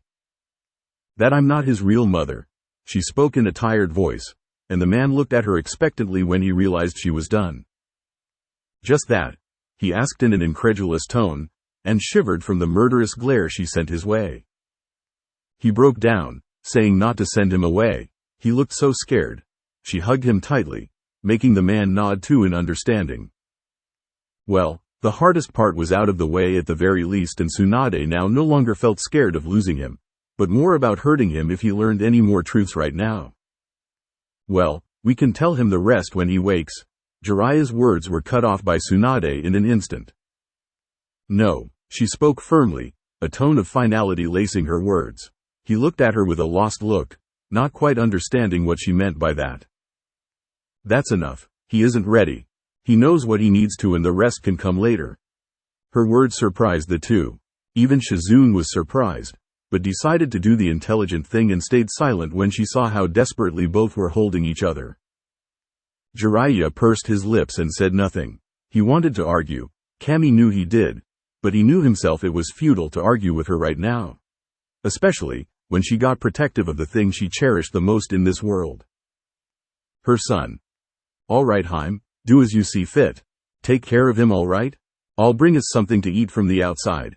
Jiraiya replied, getting a grateful nod from Tsunade when he gave her shoulder an assuring squeeze and got up while making his way for the door. Both ladies were grateful for it, neither feeling up to make something as the solemn mood had settled all over the compounds. Next morning. Dinner had been a quiet affair the previous night. No one feeling anything to talk about. Not even Jiraiya had a thought to poke the already troubled blondes anymore and had left quietly with a simple goodbye. Tsunade sat on the porch to her gardens, her eyes watching the form of her son sitting on the lake shore, sadness shining within her eyes. She had been surprised when she hadn't found him in her arms in the morning but had found him sitting there. Now it had been a couple of hours since she had woken up, but she hadn't found the nerve to go up to him. Maybe he wanted to alone? Hell, it wasn't a surprising thought. Even she would need time after that. But it did no good to her nervous eyes and nerves while she watched her son sitting there with his knees pulled up to his chest tightly. Her ears picked up the sound of footsteps and she turned her glance to the side only to see the last person she had expected to see standing there. The Sandaime Hokage. Sarutobi-sensei. Her voice showed her confusion to the man who smiled warmly and sat by her side. No longer in his robes, he looked like a simple aged man instead of the most powerful leader in the elemental nations. Jiraiya told me, he spoke in his ever-calm tone, and Tsunade didn't need to be told twice what he was talking about. She sat silently, her eyes back upon the unmoving form of her son when her companion's voice broke her stupor. "Do you wish for me to talk to him?" he asked. She looked up surprised but could see the merit in this idea. He was the best person in this situation to make her troubled child feel all right. He was a walking talking form of experience after all. "It would be helpful if you could." She spoke in an uncertain tone only to garner another of those heartwarming grandfatherly smile from her teacher who got up and walked to the boy silently. "May I?" he asked but got not as much as a twitch of his whiskers from the boy who sat staring upon the shining water as if it were the most interesting thing to man. Hiruzen sat by him and felt the breeze hit his withered old skin. "What's the matter, Naruto?" He broke the silence that had befallen them and saw his eyes dulling even more so than before. "She told me she's not my mother," the boy whispered, his voice so defeated it made Hiruzen have concern wash all over him for the boy. He put his hand on the boy's head, making his sad eyes turn look into his own old and wise ones. "What do you feel about her?" he asked the boy, who merely turned his eyes back to the water of the lake. "I love her," he spoke as if it were a world-known fact, and Hiruzen smiled at the boy, patting his head to make the boy look at him again. "What's the problem then?" he asked the boy, who fell silent and looked down again. "What if she decides to push me away from her? I am not her son." He was stopped when Hiruzen gave his shoulder a hard squeeze and looked at him sternly. "Your fears are unfounded, my boy," he spoke in firm tone that held no hesitation whatsoever and pointed a finger to his back, making the boy look back to the pointed place. "Just look at her. I know she hasn't moved a muscle since morning while she sits there, worried out of her wits for you." He spoke in a wise and grandfatherly tone, making the boy feel bad for worrying his mother so much. Her tea lays forgotten by her side while she just looks on and worry for her son. The only reason she doesn't come here and pull you in a hug is because she feels you want the space to sort out your mind, and as wise an approach as that, maybe you both need each other right now. If that isn't love, then what is, my boy? He spoke wisely, making the boy nod nervously. He still couldn't feel at peace with this truth. "Gigi," the boy whispered, making the fire shadow raise a curious eye at his nervous demeanor. "Why did she leave me?" He finally asked the thing that had been bugging him since he regained his senses this morning. It burned him up from the inside if something was wrong with him. Hiruzen let out a weary breath and felt the need for the pipe he left back at his office a lot right now. It's not my place to say, Naruto. He finally got out and looked on sadly at the boy's slumped shoulders, who threw a pebble in the water. Is something wrong with me? He whispered, making Hiruzen glance at him sharply. Had he figured it out? It wasn't surprising. The boy was quite sharp for his age, and with Tsunade's fine nurturing he wouldn't be surprised if he had. There's a seal on my stomach. Ka-chan always checks on it whenever I have a nightmare, the boy whispered, lodging another little stone in the rippling water, not seeing Hiruzen's wide eyes and the pit of dread that was forming in his stomach. The nightmare is always about a fox, a nine-tailed fox. I asked her if she knew anything about it, but she always changes the topic and gets nervous, so I looked on in Tobarama Oji-san's library for it. It is the nine-tailed fox, the same one that Tu-san defeated all those years ago and has always been seen in the Land of Fire. The boy got out in a soft tone, not seeing Hiruzen's wide eyes and completely baffled eyes. He figured out that much all on his own. He couldn't help but be shocked at the boy's keen insight. Though it wasn't quite as surprising, seeing who his father was, and the man's power of keen deduction and insight was second to none. Gigi, am I the nine-tailed fox? He asked in a small voice, making Hiruzen's eyes go even more wide in shock. Now he clearly understood why the boy was so troubled when he saw him clutch his legs even more closer to him in agony while tears threatened to spill from his eyes. No, my adorable thing, you're my cute son. Nothing more, nothing less. A soft voice whispered in his ears when he was picked up from behind by a slender pair of arms. I don't want to hurt you. Please tell me. He sobbed in her neck, and she cradled him as if he were made of glass with a soft giggle. She picked his nose within a pinch of her fingers and shook it playfully. The Nine Tails was said to be a walking mass of destruction, silly. Wherever he went, mountains were cleaved. A mere flick of his tails was enough to cause tsunamis. If you were the demon himself, then I'd guess everyone would want one in their homes, nay? She whispered, smiling when he clutched her neck and cried softly. She spoke sweet nothing into his whisper while hushing up the crying mess in her arms. Hiruzen couldn't help but smile from the side. Amazing, to think he was only troubled so as to not hurt his mother. The bond you share with him is truly special, Tsunade. The elder man couldn't help but be happy when he heard the soft sniffled words of the boy, who had started to calm down now. I love you, Ka-chan. The boy spoke softly, much to the joy of his blonde mother, who perked up with a bright smile and kissed his head tightly.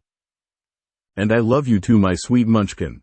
She spoke equally softly and saw him look at her with a teary smile and placed a sloppy kiss upon her cheek, causing her to giggle at the obviously embarrassed boy. Ka-chan, please. He mumbled with a sniff, causing her smile to slip before she held it firm and placed a kiss upon each of his eyes. No, you have done nothing bad to anyone, ever. She put her finger upon his lips when he tried to speak up. I'll tell you everything when I think you're ready. You're much too innocent right now, Naruto, and I want to keep you that way for a while longer. She spoke with a flick of his nose to get a giggle from the tear-cheeked boy. Trust me, all right. I only keep it from you because I care for you. All will come in due time. She spoke in her own motherly wise tone, getting a shy nod from the boy, who rested his cheek upon her shoulder like always and smiled. Kay, I trust you, he whispered honestly, and she walked back, signaling her sensei to walk with her, which he did so with a silent smile. He knew it wasn't his moment to intrude, and Tsunade was glad for the man's presence today. He had gotten her boy to open up his heart and unknowingly tell her everything in the process. His sharp and keen mind wasn't one to be trifled with, that was for sure to her today. Naruto ushered in the warmth his mother emitted in her embrace and curled up in a little ball in her arms. In that moment he knew, she was his mother no matter what anyone said, and no one could ever change that. Tsunade sat in her personal study, her sensei taking a seat in front of her when he slid out a small scroll from his sleeve, and she rose an eyebrow while swiping it off his hands. The official seal of the Fire Daimyo was one that she recognized all too well and opened it up to scan its contents. It's a summons from the Daimyo himself, Tsunade. He has called all clan heads to his palace for a gathering along with the rest of the council. He spoke, surprising her to read it herself. She was about to refuse said invitation when he cut her musings short. And he has placed special emphasis that he wishes to meet the Senju clan heir himself. He spoke, sipping upon his team, and she merely frowned, rolling back the scroll and putting it aside now that she had read it. Now she remembered what this was. It was the special gathering the Fire Capital had each decade, and now that she thought about it, it had been a decade since the last time she had visited the capital. Naruto was 8 years old himself now. When you say all clan heads, you mean? She spoke uncertainly when he nodded. Yes, Kushina shall be attending too. In fact, she seemed quite adamant to be there. He spoke in a sly, suggestive tone that made her outright scowl. Now she knew why Jiraiya had been so pushy over the past few days to have Naruto aware of the truths. He must have known the meeting was upon them and it would lead to this. He wanted her boy to be ready for what came, and she cursed herself for not realizing this little fact sooner. Hiruzen knew she wasn't a fan of the red-headed Uzumaki clan head, and if he had any say about it then he wouldn't have let her near the blonde boy either. But this matter was out of even his hands. The Senju clan held a lot of prestige within the capital. Even if their numbers had dwindled down, the respect its predecessors had garnered still stood strong through the tide of time. He didn't know how the daimyo had gotten a sniff that Tsunade now had an heir, which meant the Senju lineage stood strong since the man didn't ever bother with the affairs of his military village unless absolutely necessary. But now that he did, it was out of his hands. I see, then I think we'll have to attend. She spoke in a bitter tone, not at all fond of the boy, and he merely nodded with a tired sigh himself. The smile and spark of light he had seen in Kushina's eyes when he had handed her the summons had told him there would be no stopping her from searching for the boy and interacting with him at the gathering, no matter how much Tsunade outright despised the thought of her meeting her son. It had become a suddenly precarious situation now, but there was another reason why he had come here in the first place. Tsunade, there is a special guest that the daimyo has called for improvement of relations this time. He spoke in his Hokage tone that made her squirm a bit nervously. And who might this be? She asked, as much as she didn't want to. That is, the Sandaime Tsuchikage himself is going to be there for peace talks amongst us with his own delegation. He answered tiredly, and Tsunade's blood ran cold and her eyes turned wide. What? She whispered in disbelief, but he nodded grimly, assuring her she had heard him right. She took a calming breath, pushing down her nerves. It was a small situation right now. His name was no longer a secret, and she had no doubt that Tsuchikage knew of her boy's existence as well. But as much as they might hate his very existence, he would have to be downright suicidal to try something within the Fire Capital when he was there for delegatory talks. Hell, if she didn't know any better, he would be providing a man or two to look after the boy himself.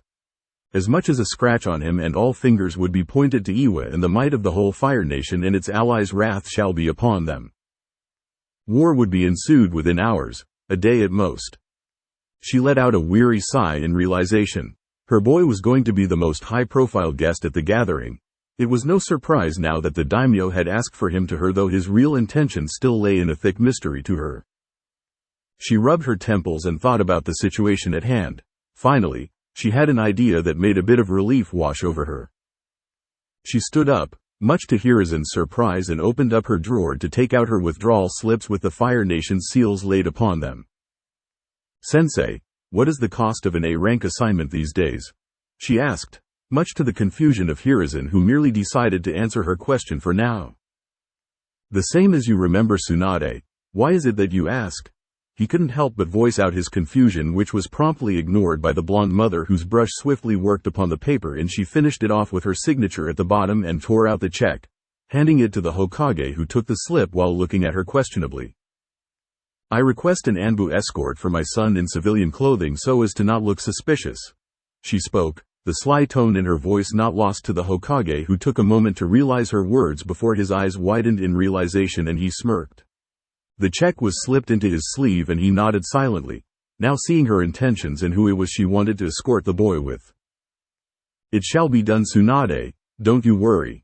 I'll see you at the Fire Capital then, he said, and stood up, getting quite late to get to his office, and walked out, leaving Tsunade alone, whose smile slipped and concern washed all over her being. Why was the whole world after her son's hide, she would never understand. A few weeks later, within the Senju clan compounds in the Fire Capital, Tsunade sat upon her dressing table, putting on the final senbon after taking it off her lips and her hair to tie a small loose bun that let her long hair fall gracefully up to her shoulders. Her white kimono, now tied on completely with small blue floral patterns upon the hem of it that came gracefully down her feet and covered her white heel sandals with leather straps up to her calves that one may say were for looks, but they were more for grip and stability if she needed to do anything rather strenuous. The kimono itself had been tied in a way Kunoichi wore to give her free movement should anything come up.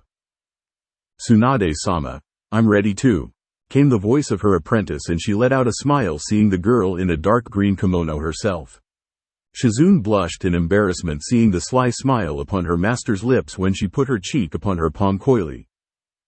My Shizune, if I didn't know any better I'd say you were going to manhunt," was all she could say when Shizune turned beet red and muttered out incoherent denials to her words. She laughed seeing her nervous disposition before her mind picked up on another point. "Shizune, where's Naruto? He's ready, isn't he?" she asked her apprentice, who blinked and her eyes widened when she realized she had forgotten to check up on the boy while getting too engrossed in her own dress. Tsunade sighed. She could be such a child when it came to these girly things, not that she could blame her. "Don't worry, Tsunade-sama. I took care of it," a lazy voice drawled out from the doorway, making her perk up and look at the copy ninja leaning with his back to the door in a simple white formal shirt and black anbu pants with his signature face mask upon his face finished with an elegant set of shinobi sandals, good for both looks and utility on his feet. She rose an eyebrow when a mop of blonde hair and baby blue eyes peeked in shyly as if he were the girl in the room. Kakashi chuckled seeing the boy's nervous eyes and the way he was hiding himself with the door. "Come now, Naruto. You don't think twice about sparring with me and Jiraiya of the Sannin, but you get afraid of showing your dress to your mother," Kakashi drawled out lazily, surprising the two ladies, who merely smiled softly realizing this was his first formal event, so he was bound to be nervous. "What did you get him from the stuff we got him, Kakashi?"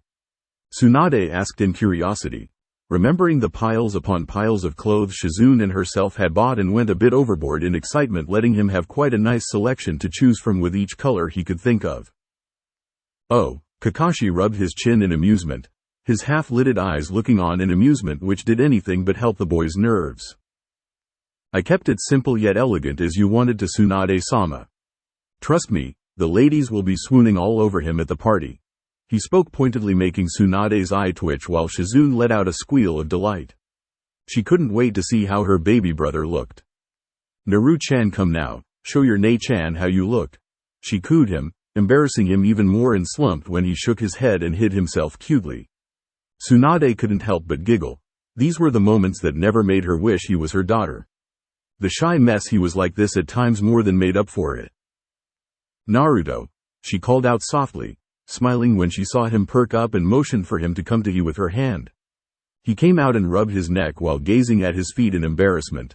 These clothes felt nice but weren't making him any less nervous for the large gathering he was supposed to attend.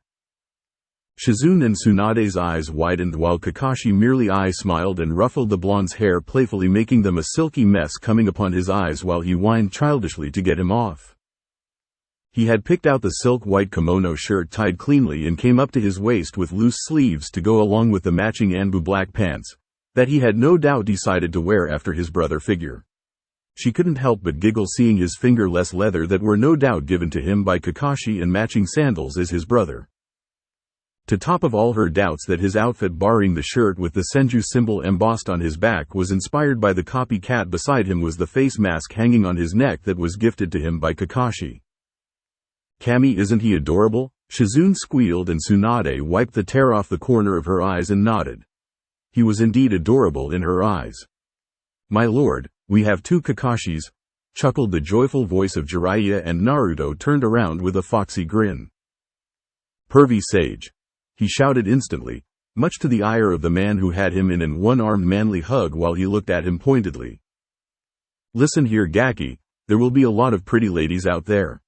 You better not call me that in front of them," he spoke pointedly with a serious gaze, much to the confusion of said boy. "Call you what, pervy sage?" he asked in a lost voice, making the man in question cry anime tears. No respect absolutely for his manly charm, he cried with a dark cloud looming over his head in the corner of his room.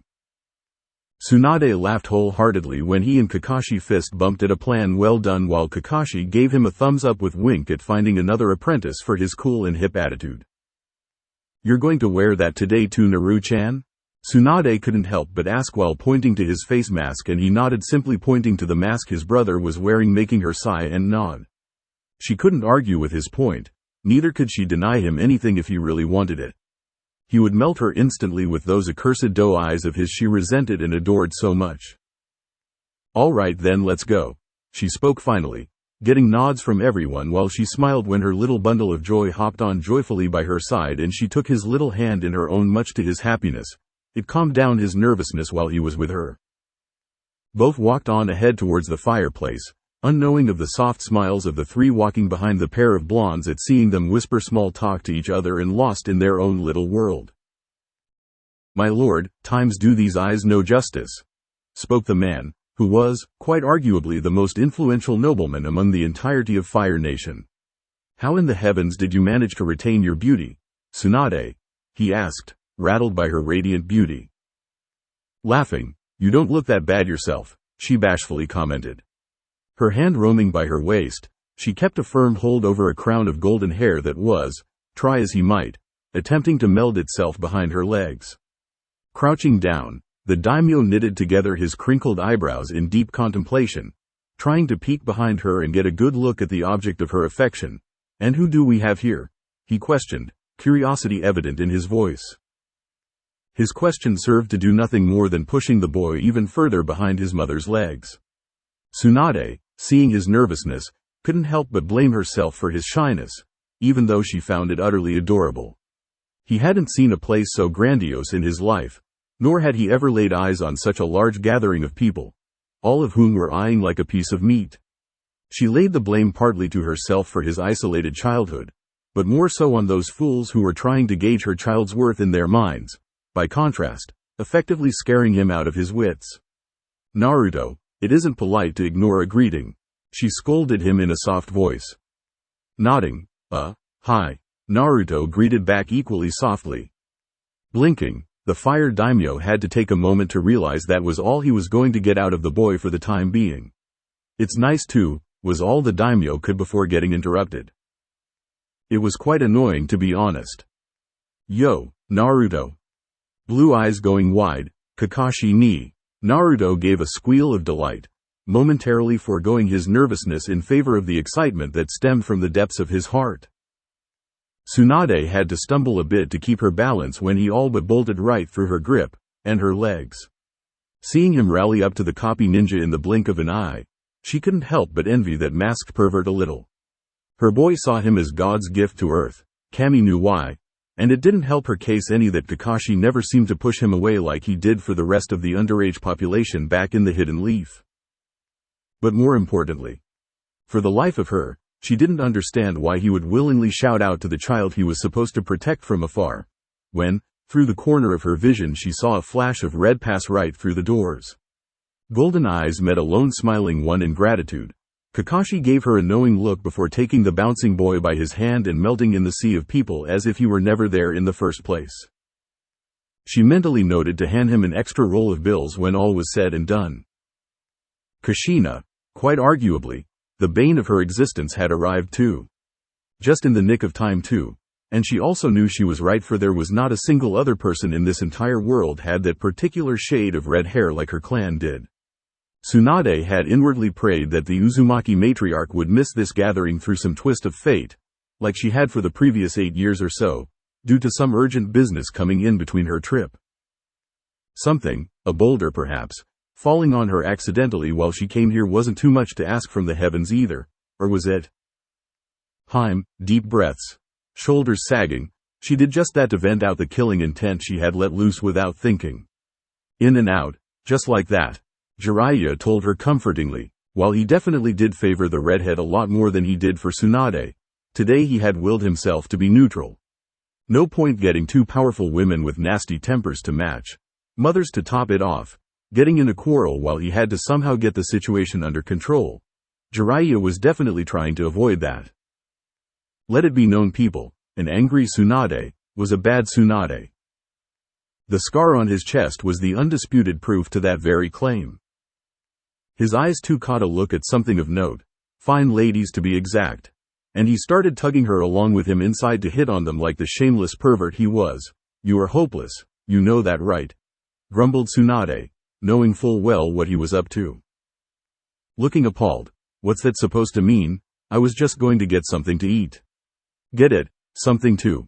His voice drifted off with a giggle that creeped Tsunade out to no ends. "You finish that sentence, and I swear to God I'll snap the thing that makes you a man, right off," she commented testily. Jiraiya visibly shivered at the thought, his hand covering his crotch with a wince, of course. Seeing the fury still present in her eyes, "I'll be good," he supplied meekly. Staring at him for a moment, she nodded and made her way inside to the middle of the gathering where a lot of people, none of which she bothered to remember, were waving and calling her to have a chat with them. Breaking their quarrel in half, "Should we go inside?" The daimyo apprehensively reminded them that he was present as well. Both Sannin turned sheepish, realizing they had all but ignored the wealthiest man in the lands, their host to boot, completely. Of course, both supplied in unison. Walking inside, ice formed in Tsunade's chest as to how she would keep the claws of that red-haired demon away from her son. From the memory as to how her little thing had taken to the news of his adoption, the encounter would be nothing short of a disaster. Thoughtful finger placed on his lips, Naruto looked at the table in front of him in nothing short of a dilemma. "What should I pick?" he mumbled. Everything served in those plates, be it the various kinds of salads, meats, seafood or the desserts, looked breathtakingly tasty. Had he not been taught the strict mannerisms of eating by his mother, the blonde little thing knew he would have all but devoured this table by now. But that clearly wasn't an option. All eyes were on him, effectively on his mother, and his failures would translate into tarnishing her name. That wasn't going to happen. Sighing, he went to pick a skewer of lobster when a hand suddenly snatched it away from his sight. Blinking, Naruto nervously smiled at the new person he hadn't noticed up until now standing by side. "Hello," he greeted politely. "HN. Well, she's rude," he inwardly surmised. Indeed, the pink-eyed girl by his side, looking to be no more than a couple years older than him, wasn't at all shameful enough at hiding the fact that she hated his guts for some odd reason. Her furious glare told him that much. Not looking for any trouble or unneeded attention to himself than he already had on him, Naruto went ahead to pick a slice of pork from the table, when it too vanished to the plate in the girl's hand. His eyebrows knitted together in utter annoyance. "Dessert it is," he grumbled. Making his way to the other end of the rather large table, Naruto went ahead to pick up a cup of pudding when that fiend of a girl following him snatched that away too. Frown lopsided into a complete scowl, Naruto eyed her in utter disdain. He furiously served a bowl of rice on his plate, since she couldn't take that large of a bowl away in an instant anyway, on his plate before lathering it up with a huge squeeze of mayonnaise on top and making his way for a dining table. Naruto all but slapped down his plate on the table, when another plate slapped itself down by his equally loudly. Groaning, "Ah, come on," he pleaded to the gods above. "Do you have some sort of problem with me?" He finally asked the million-dollar question. The girl actually looked surprised by his outburst for a moment before retaining her obvious scowl, deepening even further now at his rebuttal. "Maybe," she retorted tightly, sighing quietly. "Look, whatever it I've done, I'm sorry, okay?" He apologized, for Kami knew what. If it got this annoying fiend off his back, let that be that. Picking his spoon up to eat, Naruto stopped midway when she voiced her thoughts out loud. "What's your name?" she asked coldly. Naruto hadn't expected her to initiate a conversation. As unwanted as it was, it's rude to ask for someone's name before giving your own. He told her in a sing-song voice. The girl looked ready to breath fire from her nostrils. "Answer the damn question," she hissed. Naruto lifted his hands up in defense. "It's Naruto, okay? No need to make a scene, geez." He sighed. The boy clearly had no idea as to what he had done to revoke her ire on him. Maybe this was what his brother figure said was a girl's time of the month, whatever that meant. Cheeks flushed. "Full name?" she demanded with a slap of her palm. By this moment Naruto had pushed his plate away as his hunger all but subsided. "I've had enough of this," he bitterly commented before forcing his hands into his pockets and trying to walk away. The girl clearly wasn't pleased by his dismissal, as was evident when she caught his wrist in a tight grip and forced him back down. "Don't walk away from me," she replied hotly. "Aw, come on." She pulled her lips into a thin line, huffing in annoyance. "It's Kuretsuchi," she mumbled childishly. "What?" She pointed the full brunt of her glare down on him. "My name, it's Kuretsuchi, all right," she told him, eyes twinkling with mischief. "Full name?" demanded Naruto. He had to force back a laugh when the girl blanched in fury. "I'm Naruto, Senju Naruto." He gave her a charming smile while putting out his hand as a gesture of friendship. The girl eyed the hand as if it were poisoned, but shook it nonetheless. "Pleasure," she supplied weakly, looking a tad bit embarrassed. "No, the pleasure's all mine." This time, the heir to the forests made no attempt to force back his laugh when she glared at him heatedly. It wasn't her furious gaze that choked it out of his throat. Oh no, that was quite intimidating. He would dare argue every woman's stare was the same, his mother going on top of that list. It was the way her cheeks ripened up like a tomato that did the job. Smiling tentatively, "Friends?" Naruto asked, his head cocking aside while her eyes followed the slight flail his golden locks made with the eyes of a hawk. "Friends it is," she told him apprehensively, poking her food absent-mindedly. Her pink-eyed side glanced at him every now and then while he worked the rice into his mouth without a care in the world. "Here." She emptied half the contents on her plate onto his own. "Surprised. Thanks." Naruto thanked her nonetheless. Her face lit up like a Christmas tree when he started munching down on his plate. "I'm the granddaughter of the Tsuchikage," she stated proudly, nose high in the air. "Good for you." She almost fell flat on her face when he said that so carelessly. "The Tsuchikage. As in the leader of the hidden stone village," she told him, waving her hands to show him the importance of his title. "Great." His offhanded remark made her eye twitch. He looked way too busy with his food for her liking. Huffing, she started choking down the delicacies down her throat with a new fervor. Glaring at him sideways, "You know, I'm a chunin," she remarked with a mouthful of salad. "Must be great, huh?" Slapping down her spoon and doing the same for him, she ignored his protests while snatching away the plate from his hands. "Stop eating for a second and listen to me, damn it." She hated being ignored. No one ever had the gall to ignore her, especially after she had told them who she really was. This damn blonde thing was ignoring her in favor of slowly stuffing down on his food without a care in the world. "Can't we do this after we've eaten?"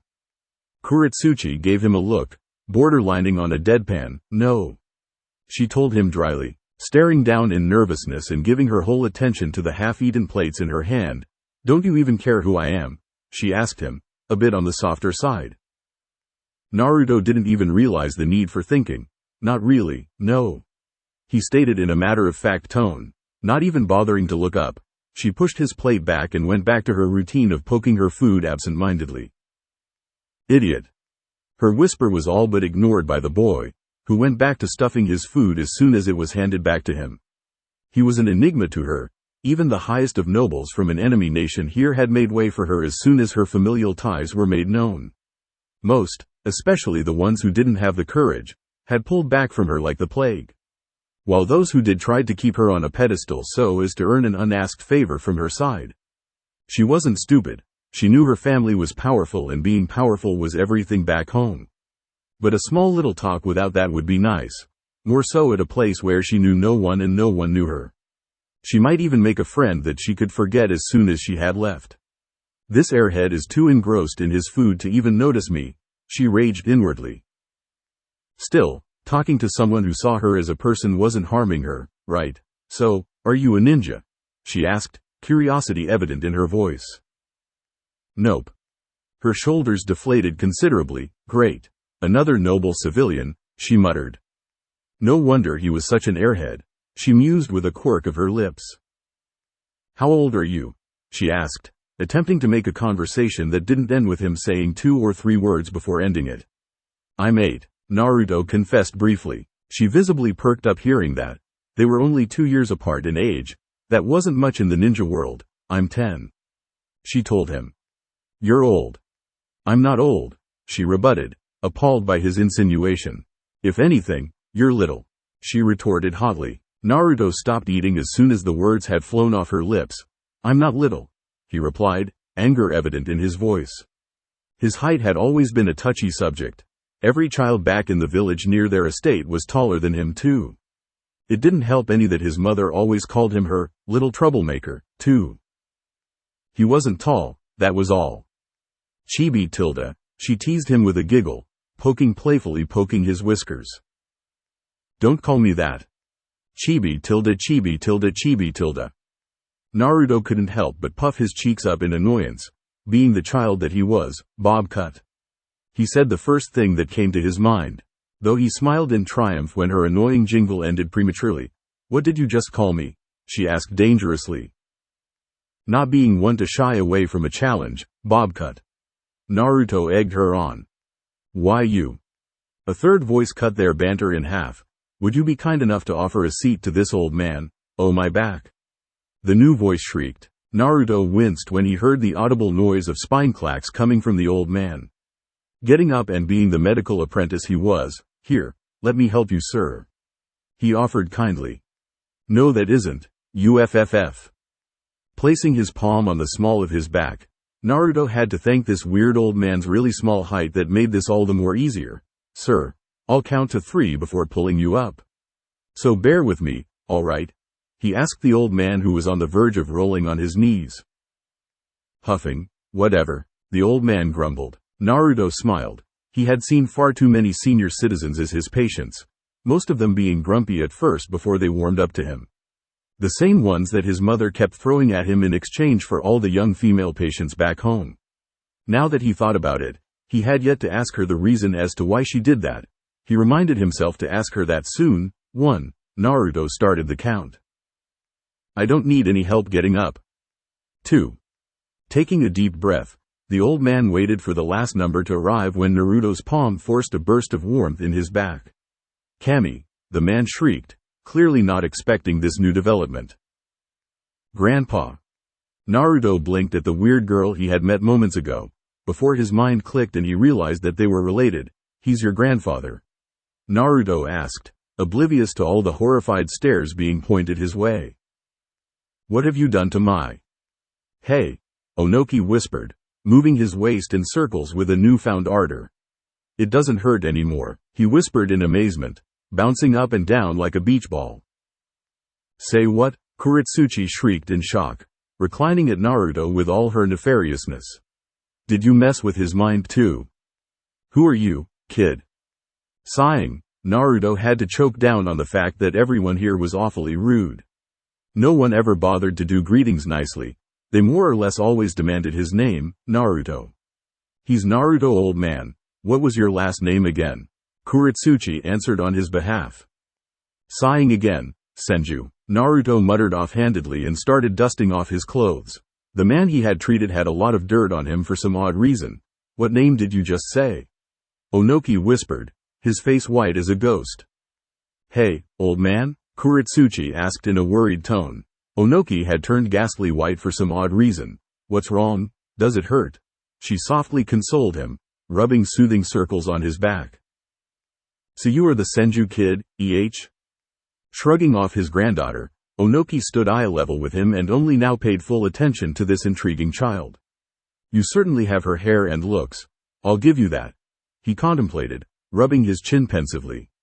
Naruto fiddled when he saw all the stares being leveled over him. As soon as that man had spoken his name out loud, everyone had turned their eyes on him.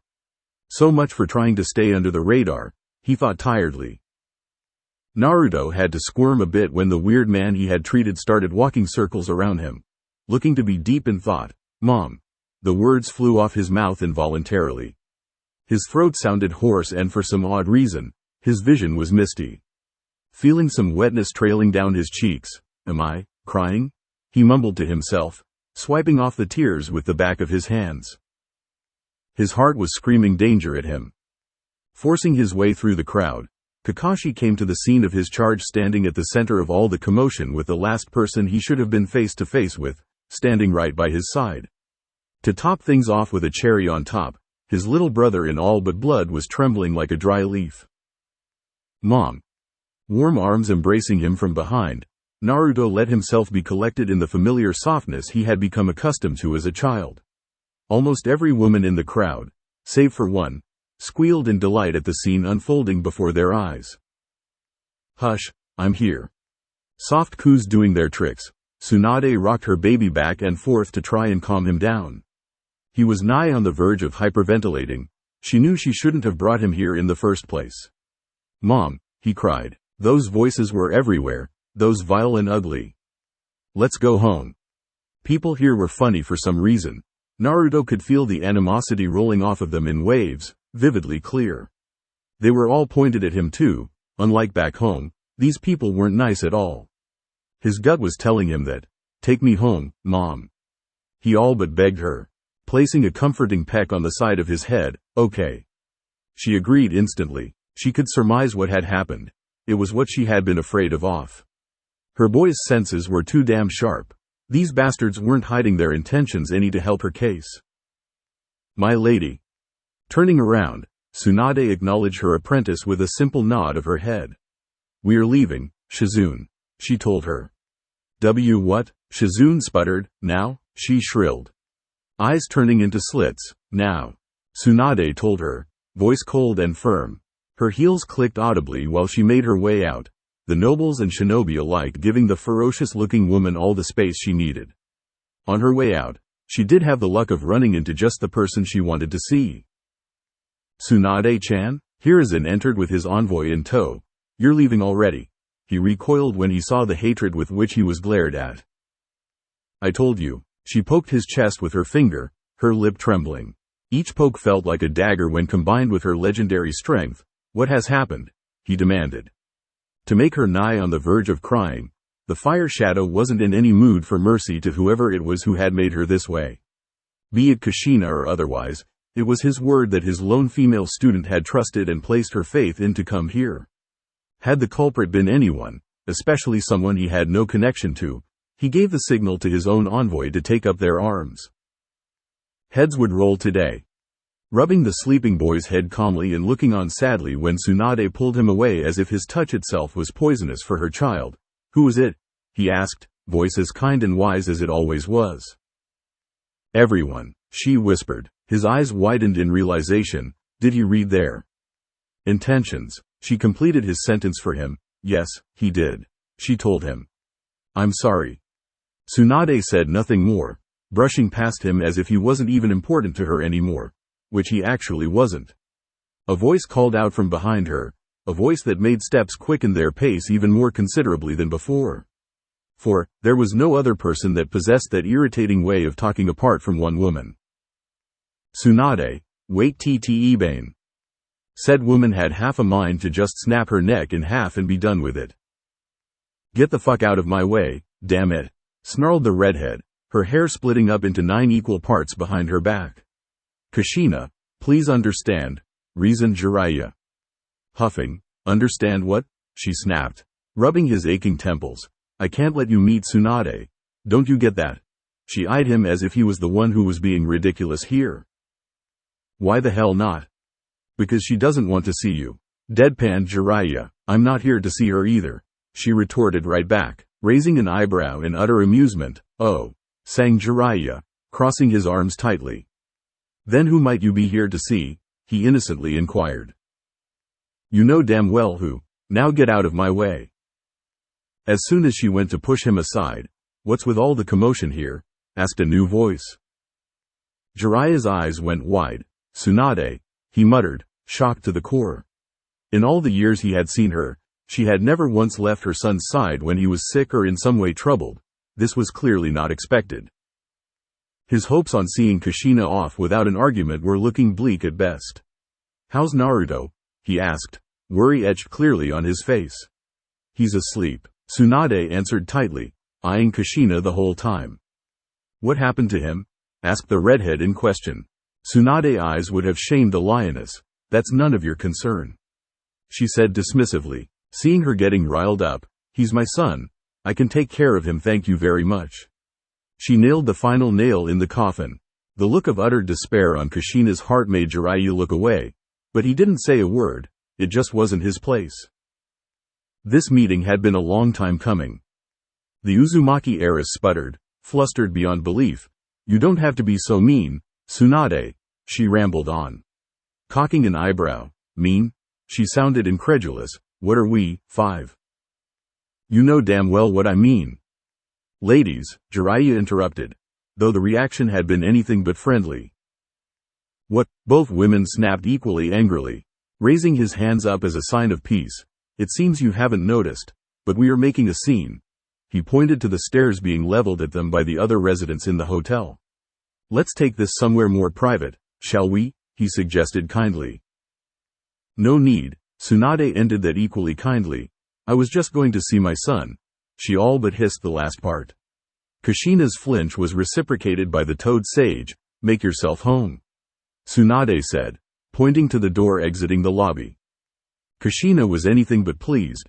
She was seeing red. Listen here you, I've had enough of your attitude. I came here to negotiate, but all you've been doing.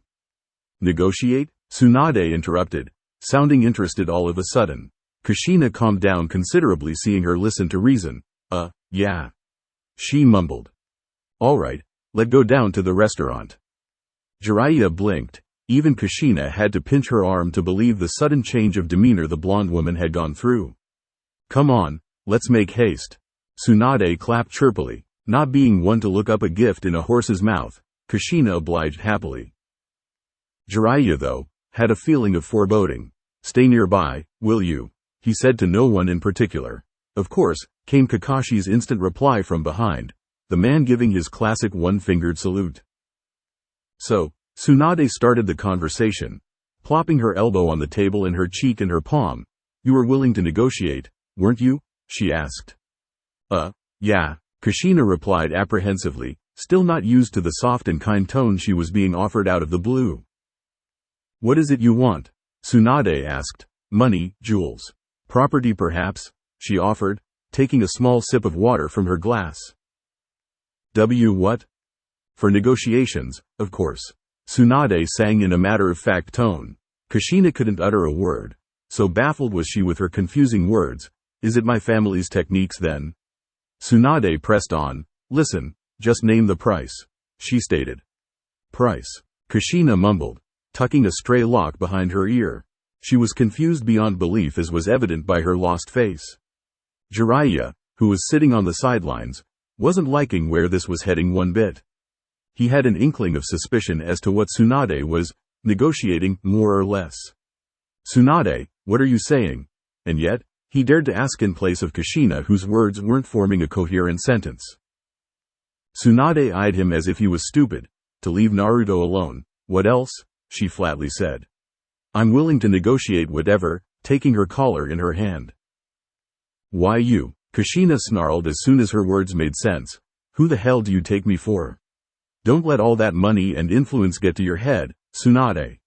I'm not willing to negotiate my son, she hissed. Your son, slapping her hand aside. I thought all you had were 2 daughters. Looking as if struck by acid, tears trickled the corner of Kushina's eyes. He's my son. I carried him for 10 months. Give him back to me, you wench. She hiccuped. Tsunade's eyes narrowed. Carried for 10 months, and abandoned in 10 minutes, she retorted icily. He is my son now, in heart and soul, don't you dare assume otherwise, you bitch. She bit right back. I've had enough of this charade, Kushina shouted, leaking the full brunt of her killing intent that made Jiraiya's hair perk up. Uzumaki ceiling style. Kushina, don't you do it, shouted Jiraiya. Adamantine chains, glowing chains of pure chakra construct flew out the sleeves of her blouse, going straight ahead to pierce Tsunade and be done with it. Tsunade slammed her heel on the edge of the table and bounced back with a burst of chakra at the last possible minute. Kushina, stop this already, Jiraiya all but begged, pumping up his chakra and readying himself to restrain her if necessary. Kakashi raised the cloth to his hidden Sharingan just in time to see Tsunade's foot lodge itself in the foot of a table that made her go off balance for a moment and caused her to trip on her floor. Kushina's relentless chains destroyed all furniture in their path and made their way for the fallen Senju matriarch. Damn it, I've gone soft over the years. Tsunade mentally raged. Honestly, it was almost shameful to trip over something of all things for shinobi. but her years as a mother and doctor hadn't been kind to her fighting senses at all. The only combat she had seen was the little spars she and Naruto had every now and then. Speaking of which, wide baby blue eyes watched Kushina's relentless assault make its way towards his mother in pure horror. On instincts alone, he pushed chakra to the soles of his feet and launched himself right in between the chains and his defenseless mother. Tsunade readied herself to take the full brunt of Kushina's attack head-on, and returned to the fight after healing herself, knowing full well she was built like a tank that way. What she hadn't expected was a golden blur to blind her momentarily and take a protective guard in front of her. Naruto spread his legs apart and clasped his hands in a bird seal, erecting a water wall out of thin air to stop those chains. Kushina's chains all but annihilated his still imperfect defense and resumed on their path with an added fervor. Naruto stumbled back, seeing he hadn't so much as slowed down that attack. "Naruto, what are you doing? Get out of the way," Tsunade shouted. Clenching his eyes shut, the boy cursed himself for not even being able to help his mother a little in her time of need. Naruto could feel his blood pumping. As much as he wanted to run and hide, some words rang clear as a bell in his mind. Only use its power to protect someone yourself from danger or someone you hold precious. He knew he hadn't perfected it. It could very well blow up and backfire instead. But, if I can't do it now, when the hell will I do it? Holding out his left hand, a swirling noise, one that hadn't been heard in more than 8 years, filled the momentarily silent halls completely. Blue energy came to life and started closing in on itself within the palm of its hand. Tsunade, Jiraiya, Kakashi, even Kushina's eyes went wide, seeing the familiar blue ball of death slowly forming in the boy's palm. Kushina tried to stop her assault, but her realizations came too late. She knew she would hit him head-on. The chains circled together and formed a spear. Naruto's calm and calculating eyes held not but a hint of fear and were the same ones they had all seen countless times before. Pumping his arm back, Naruto readied his attack and pushed it straight ahead at the last possible moment. Rasengan. He howled in agony as the imperfect technique pushed and fought back with Kushina's chain in a battle of strengths. Just as it looked as if Naruto was winning and pushing her attack back, the blue ball of chakra closed in on itself and exploded, throwing Naruto back, crashing into a wall. The whole restaurant, and its 4 residents stood still, unbelieving of the twist of unexpected events that had rolled out in mere moments, right before their eyes. The silence itself was deafening, and just as the dust settled, Naruto's bloodied and torn form came into view from the crater he had created in the wall. Golden eyes leaking silent tears, only one shout broke the unnerving silence with a scream of agony. "Naruto!" Tsunade shook off the cobwebs from her mind, and all but crawled like an infant towards her downed boy with all her accumulated haste. Seeing him within arm's length, however, made her mind go blank. Barely even breathing, in all her years of seeing him grow up, she had never seen him look so frail, so quiet. As if afraid her mere touch might hurt him, she hesitantly caressed his whiskers, and Naruto. Her whisper served to break Jiraiya off his trance, who himself all but stumbled down by Naruto's side. "Kami," he breathlessly spoke. Swirling burns encased Naruto's arm like a web, as if they were a part of him. For a moment, and just for a moment, Jiraiya blamed himself for having played any part in teaching the boy of 8 an A-rank assault technique. Just as he was about to touch Naruto's arm to inspect it, his hand was harshly slapped away with a strength that caused his skin to redden. "Don't touch him," Tsunade all but hissed in fury. Carefully, as softly as one might pluck a feather, she collected her son's torn form in her arms and nuzzled her nose in his hair. "My baby," she sobbed thickly. Mom?" Eyes snapping open, "Naruto?" She couldn't believe her eyes. His eyes, hazy and dazed, were trying as they might to focus in on her. "I'm here," she told him. "Are you, coughing weakly, and much to Tsunade's displeasure, all right?" he whispered. Tears she had been holding back broke free. She laughed lifelessly. "How can I be all right, silly?" she choked. "How can I be fine when my life is right here, barely even conscious?" Even in his near unconscious state, Naruto couldn't help but laugh out a pained giggle. "I think I'm gonna sleep, Mom," he told her, his own vision darkening. Kissing his eyes clean off their tears from the pain he had endured. "You go do that. I'll be here until you wake up, all right?" She softly cooed him, glad he was all right. He said nothing more, merely nuzzling himself in her ample bosoms and drifting into blissful unconsciousness. Jiraiya, she called out him. Do me a favor, will you? What is it, Haim?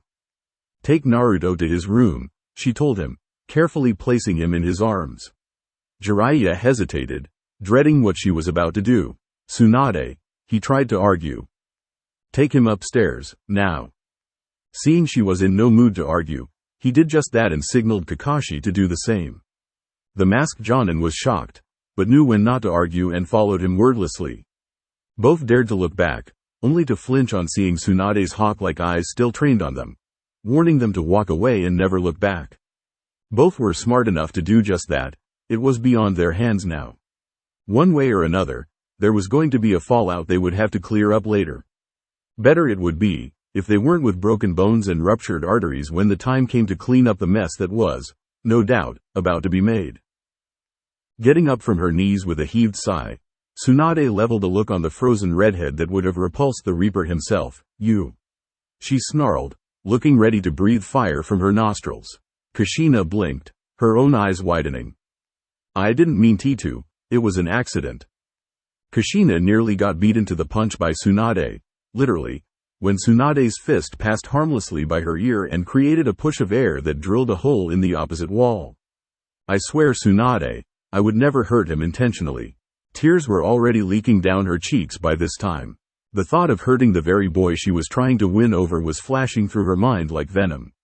The seal on her forehead breaking free, Tsunade tore off her kimono from the knee down and threw it aside, cracking her neck and knuckles in preparation for her onslaught. Does it look like I care? Before Kushina could so much as think of a retort, Tsunade was already in front of her, one heel pivoting on the ground with the other making its way for the redhead's jaw. Kushina wasn't stupid enough to try and block that brute force of nature Tsunade called a kick, and was right in her thoughts when that very kick created yet another shockwave that blew off some furniture by their sides. What she wasn't prepared for, however, was a chakra-infused palm to meet her face with an audible smack, square on her cheek. Flung aside like a rag doll, Kushina just had enough time to collect her bearings in. He's my son, I won't. That had clearly been the wrong thing to say, since as soon as the third word flew off her lips, Tsunade saw red. Flying through hand seals, lightning style, she muttered, making Kushina's eyes go wide in horror. She hadn't even heard of the female Sannin ever using elemental ninjutsu before. Opening her palms at the front of her chest, Tsunade lamented for a moment before whispering. Electromagnetic murder. Waves over waves of electricity cackled out from her palms, engulfing the entire hall within it with a deafening silence before a huge blast shook the entire fire capital awake. Everything, be it wooden, steel, or otherwise, was thrown out the other end of the restaurant like paper balls. Many gasps of shock went around her as Tsunade walked out from the non-existent wall of the hotel into the streets of town. She knew that wasn't nearly enough to take a kunoichi of Kushina's caliber out of battle, and rightly so. Mere moments later, chains upon chains of chakra broke her free off the rubble and hurled it straight at Tsunade. It was all your damn fault. Everything is your fault. Kushina's wail of agony didn't even serve to faze Tsunade, the annoyed mother who was looking up at the sky and the humongous amounts of rubble coming down from above with nothing short of amusement. Yin-seal. Release. She downed her fist, her head tilted down to stare at the ground and shadowed her eyes from Kushina's point of view. The people around her screamed and begged for Tsunade to move away, thinking she was frozen out of sheer fright and rooted helplessly in place. Tsunade was anything but helpless though. Without ever looking up, she let her fist go up and unleashed the full brunt of her chakra, effectively creating a shockwave that turned all the falling rubble to dust, in midair. Looks of awe and admiration ignored, Tsunade glared at Kushina with the intensity of magma. Both kunoichi glared each other down in a battle of stares and intimidation, upping their chakra for the battle that was about to go down. When all of a sudden, that's enough. The abrupt bark made them break free of their reveries, both women turning their heads to glare at the source of that annoyance in sheer fright. Kushina almost flinched when she saw just who it was, and the unbound hatred he was leveling her with for the first time. Stand down, the both of you. Barked Hiruzen, looking to be in no mood for pleasantries. Retreating back her chains when Tsunade pursed her lips into a thin line and let her molded chakra die down with a throb of air circling around her, the Uzumaki heiress fell down on her knees from sheer exhaustion, mental and emotional being the most prominent. Do you two have any idea what you have done? Hiruzen barked angrily. How it has made us, the ones people here were supposed to look up to, seem like, he questioned in fury. You had better have had a damned good explanation. Naruto's arm nearly got torn off. Silence befell the area. The look Hiruzen gave Tsunade was almost comical. Say what? He asked, perturbed. She gave him the same look of hatred she had leveled Kushina with mere moments ago. Your esteemed guest from the Leaf attacked my child in broad daylight. You had better be ready to compensate, Hiruzen Sarutobi, for I am in no mood for apologies. Tsunade bit right back. Hiruzen couldn't believe his ears. As far as he knew, there was no way she could. Kushina, tell me this is all just a misunderstanding, he begged. Seeing shimmering drops dripping down her nose, his heart sank. It was an accident, I didn't mean to. Cried Kushina, pinching the bridge of nose. I'm getting too old for this, Hiruzen muttered tiredly, sighing near the end. Tsunade-chan, called a new voice, one that made said woman cock an eyebrow. Go tend to your heir. You have my word anyone won't bother you again for the remainder of your stay. The steel in his voice didn't surprise her as much as to who it was who had said that. Daimyo-sama, I can't just let her. Such little faith in your host, you wound me Tsunade-chan. Pressing her lips in a tight line, Tsunade knew she had lost in his battle of words the moment he had said that. It wasn't his jokingly made promise that made her back down, it was the thought of reaching her fallen angel that made her turn around and run right back to her room. But right before going out of sight, Tsunade rummaged through her sleeve and took out a booklet. Biting her thumb, she signed the paper with her bloodied nail and tore off the slip, all but throwing in the direction of the daimyo's face without a thought of fear. For the damages and repercussions, fill the amount yourself. She told him icily and walked away. The daimyo watched her trudge back with a saddened gaze. He kept quiet for her demeaning tone, for her anger wasn't unfounded today. This event had taken place on his soil, when she was his guest no less. Turning around with the click of his fan, bring her with us, I'd like to have tea with the Uzumaki. He spoke in a tone that left no room for arguments. The trio of fire guardians behind him went on to carry out their orders, and Hiruzen let out a sigh of relief. The fallout had been contained to a much smaller degree than it would have been, had his or the daimyo's interference been mere minutes later. Just as he was about to thank the heavens for his luck, you come to Hokage. This concerns you just as much as it does her. The daimyo told him in all too knowing tone. Hiruzen cursed his luck. Just when he thought everything was going smooth, he was the one who would have to clean up this mess. He really was getting too old for this shit. Now Kushina-chan, I won't ask for an explanation as to what occurred back there. But it wasn't. Raising his hand up to quieten her desperate pleas, he shook his head wearily. Whatever it was that has happened at my soil. She was an esteemed guest of mine, just as you are, or any other person here is. He told her with the wizened tone of an owl. His tone alone made her bow down her head while he took a sip of tea from his cup. She was the one who taunted me. I wasn't in the wrong this time. She told him in a small voice, sounding hesitant herself. Be that as it may, it was her heir that was harmed, not yours. Her flinch made his face soften, before it hardened considerably more. You will go to see her again, and apologize for your actions. Her eyes widening, she almost scoffed when he continued. And in no way will you try to go near her son. Today, or for the remainder of your time at the capital. Am I making myself clear? That's completely unreasonable. Kushina, Hiruzen warned her, quieting down her appeals at once. You will not meet Naruto, he told her, and seeing the fury in his eyes, unless he wants to meet you himself. Words dying down in her throat, she gave him an odd look. Even the daimyo himself looked interested. Why would he wish to meet her after this little fiasco? The daimyo was the one who asked the million-dollar question. Hiruzen sighed, his wrinkles deepening. He will meet her, trust me on this. He knew the boy, and the father whose blood ran strong in him, enough to know that he would demand closure for this with the redhead. Face to face, no less. He'll meet me? Kushina demanded hopefully, her voice tender and caring. Seeing her desperate eyes clinging on to her last hopes, Hiruzen didn't have the heart to dash them and make them turn lifeless. Yes, he will. But unless he approaches you himself, you will not force yourself on the Senju family any more than what is necessary for a simple apology. Do you understand? I understand. The daimyo clapped joyfully. Marvelous. He laughed. Now that this fiasco is done and over with, there is the matter of some reparations I wish to make on behalf of Tsunade-chan. Hiruzen shot him a dirty look. Tsunade would rather die than even take a penny worth of change from the village, be it any reason whatsoever. She loathed the village with a passion. Civilians were scum when it came to money-related affairs. Hiruzen cursed his luck for the second time that day. Time came and went. 2 days passed in what seemed to be mere hours. The usually lively annual gathering at the capital had turned into a quiet affair as soon as word of those violent events taking place between the oldest of allied families had reached to various ears. How is he doing? Jiraiya asked, for what seemed like the millionth time.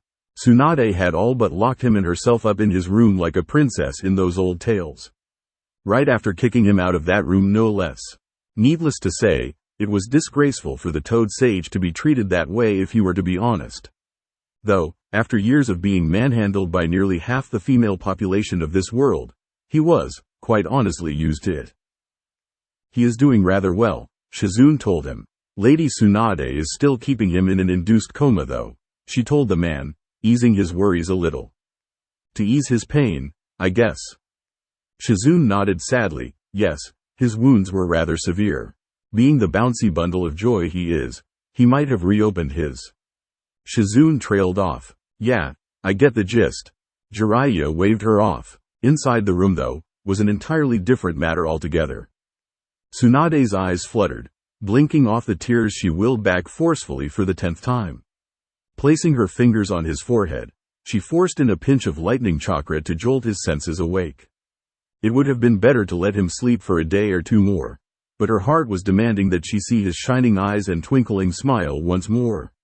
Wake up, she cooed, brushing the hair off his eyes that were clenching themselves awake.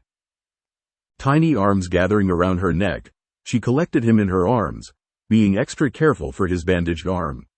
Ma? He whispered, his voice raspy. She ran soothing circles down his back, forcing more and more medical chakra down his coils than what was necessary to dull his pain. Breaking free off the hug, she saw his lidded eyes barren with confusion. When his little palm swiped the wetness off her cheeks, only then did she realize her silent tears were confusing him to no ends.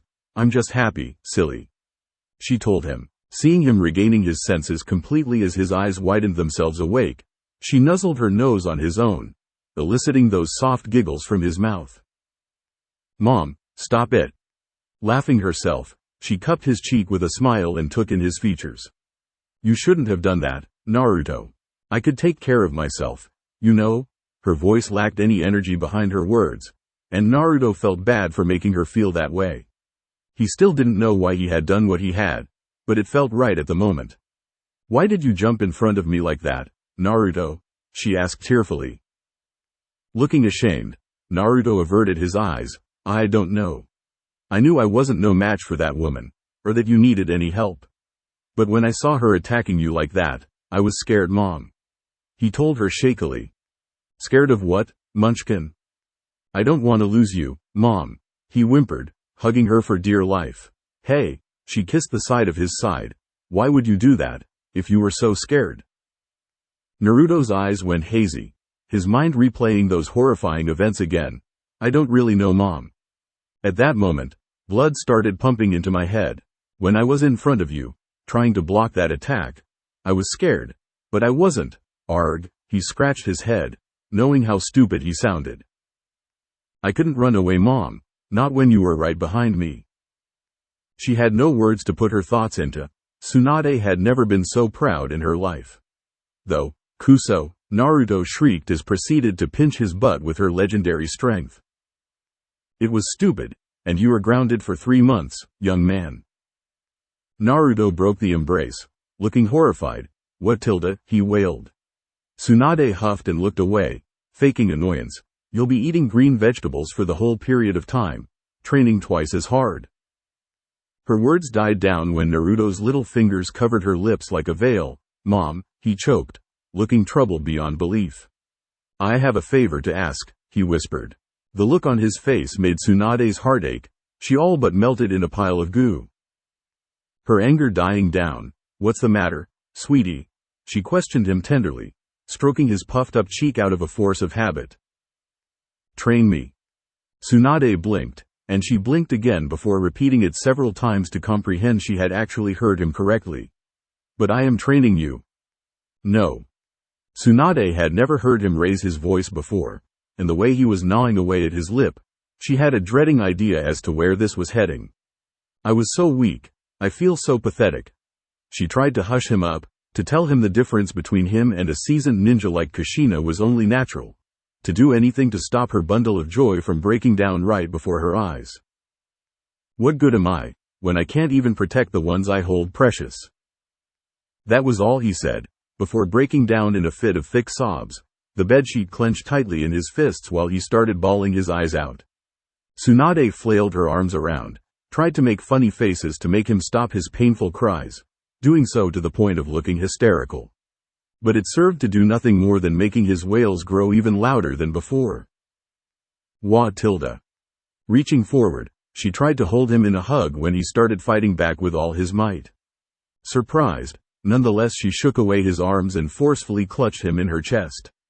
Hush up, you, she whispered, holding him in her arms while the fight slowly left his body. Whether it was exhaustion, pain, or even hopelessness, Tsunade didn't know. Her eyes roamed around to see the floor around them cracked, no doubt from the burst of chakra he must have let loose unknowingly. Train me, Mom. His sentence, coupled with a hiccup, served to make her heart give way, and she knew she was way too mushy right now to make a coherent decision. Curse him and those adorable blue eyes, all right, she sighed in defeat. Blinking and looking as though he hadn't been on the verge of having a mental breakdown seconds ago. Really? He asked chirpily. Laughing, she wiped the wetness off his cheeks while he did the same for hers. Really? She told him. Naruto eyed her suspiciously. You promise? He asked her, pointing his little finger at her. Tsunade shook her head and circled her own finger around his. I promise, she said. Naruto's smile would have blinded a Hyuga. He started waving the interlocked fingers up and down while singing a makeshift chant Tsunade had made up years ago to keep him off the alcohol shelf in their house. So busy was he in focusing on his chant, that he didn't notice Tsunade's loving gaze staring at him longingly. She collected him in her arms and kissed his head, snuggling her cheek in his satiny soft hair. Don't ever change, Naruto. Huh? Nothing, just stay still. Having no idea what else to do, Naruto figured his mother had gone into what he called bear mode, where she would clutch him for God knew how long until she was satisfied for the day. So he clutched her back for dear life and took in the soft scent of lilies she emitted to his heart's content. 5 years, she muttered. Naruto blinked, breaking free of the hug to look at her in honest confusion with a subtle tilt of his head. I'll teach you all that I can in 5 years. By the time you turn 13, there will be nothing left for me to teach you. She told him knowingly, quite enjoying the way his face lifted up to give way for that blinding grin of his. Try as she might, her attempts at keeping his childhood as sheltered as possible were failing horribly. So, the least she could do was train him and turn him into the kind of man she knew he could become. The kind of shinobi who could roam these hell-forsaken lands as he pleased, without the slightest amounts of fear for anything whatsoever. That thought did rile her up a bit. The stronger he got, the more free-spirited he would become. She knew when his mind was made up, there wasn't a way in hell he wouldn't go forth to pluck it and hold it in his hands. What if, someday, he decided to? As if sensing her darker train of thoughts, Mom. She blinked out of her stupor and gave him an owlish stare, unbelieving of his understanding gaze. I won't leave you, ever, he told her. It took her a moment to comprehend how keen his senses were, before she nodded with a smile. I won't let you either. Eyes twinkling with mischief. Is that right? He mocked her humorously. She matched his look with a cat-like grin of her own. Why you, come here, she laughed, forcing him back into the comforters while her fingers started their assault under his arms. Naruto tried to paw her away with tears of joy prickling his ducts, only to have all his limbs swatted away harmlessly by her bear-like form towering over him. Their little banter ended when Naruto's entire body went rigid, and his eyes stared coldly in the direction of the door. Before Tsunade could so much as utter a word. "She's here, again." Naruto almost repulsed at the look of murder that crossed through his mother's face. He caught her wrist before she could go for the door and solve this matter once and for all. "She is sad, Mom. I don't think she's here to attack us or something."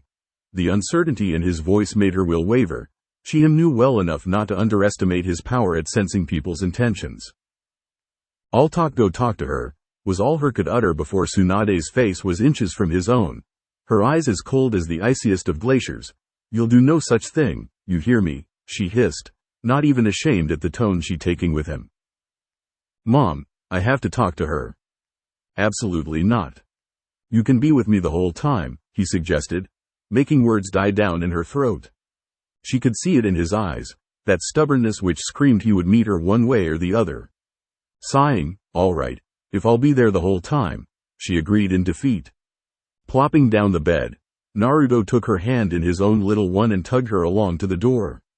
Had he looked behind, he would have seen the look of utter despair on the buxom blonde's face while 1,000 questions raged in her mind. As they walked through the hallways, her palms were sweating already. What if she tells him who she is? Would it affect what we have? Will it hurt him in any way?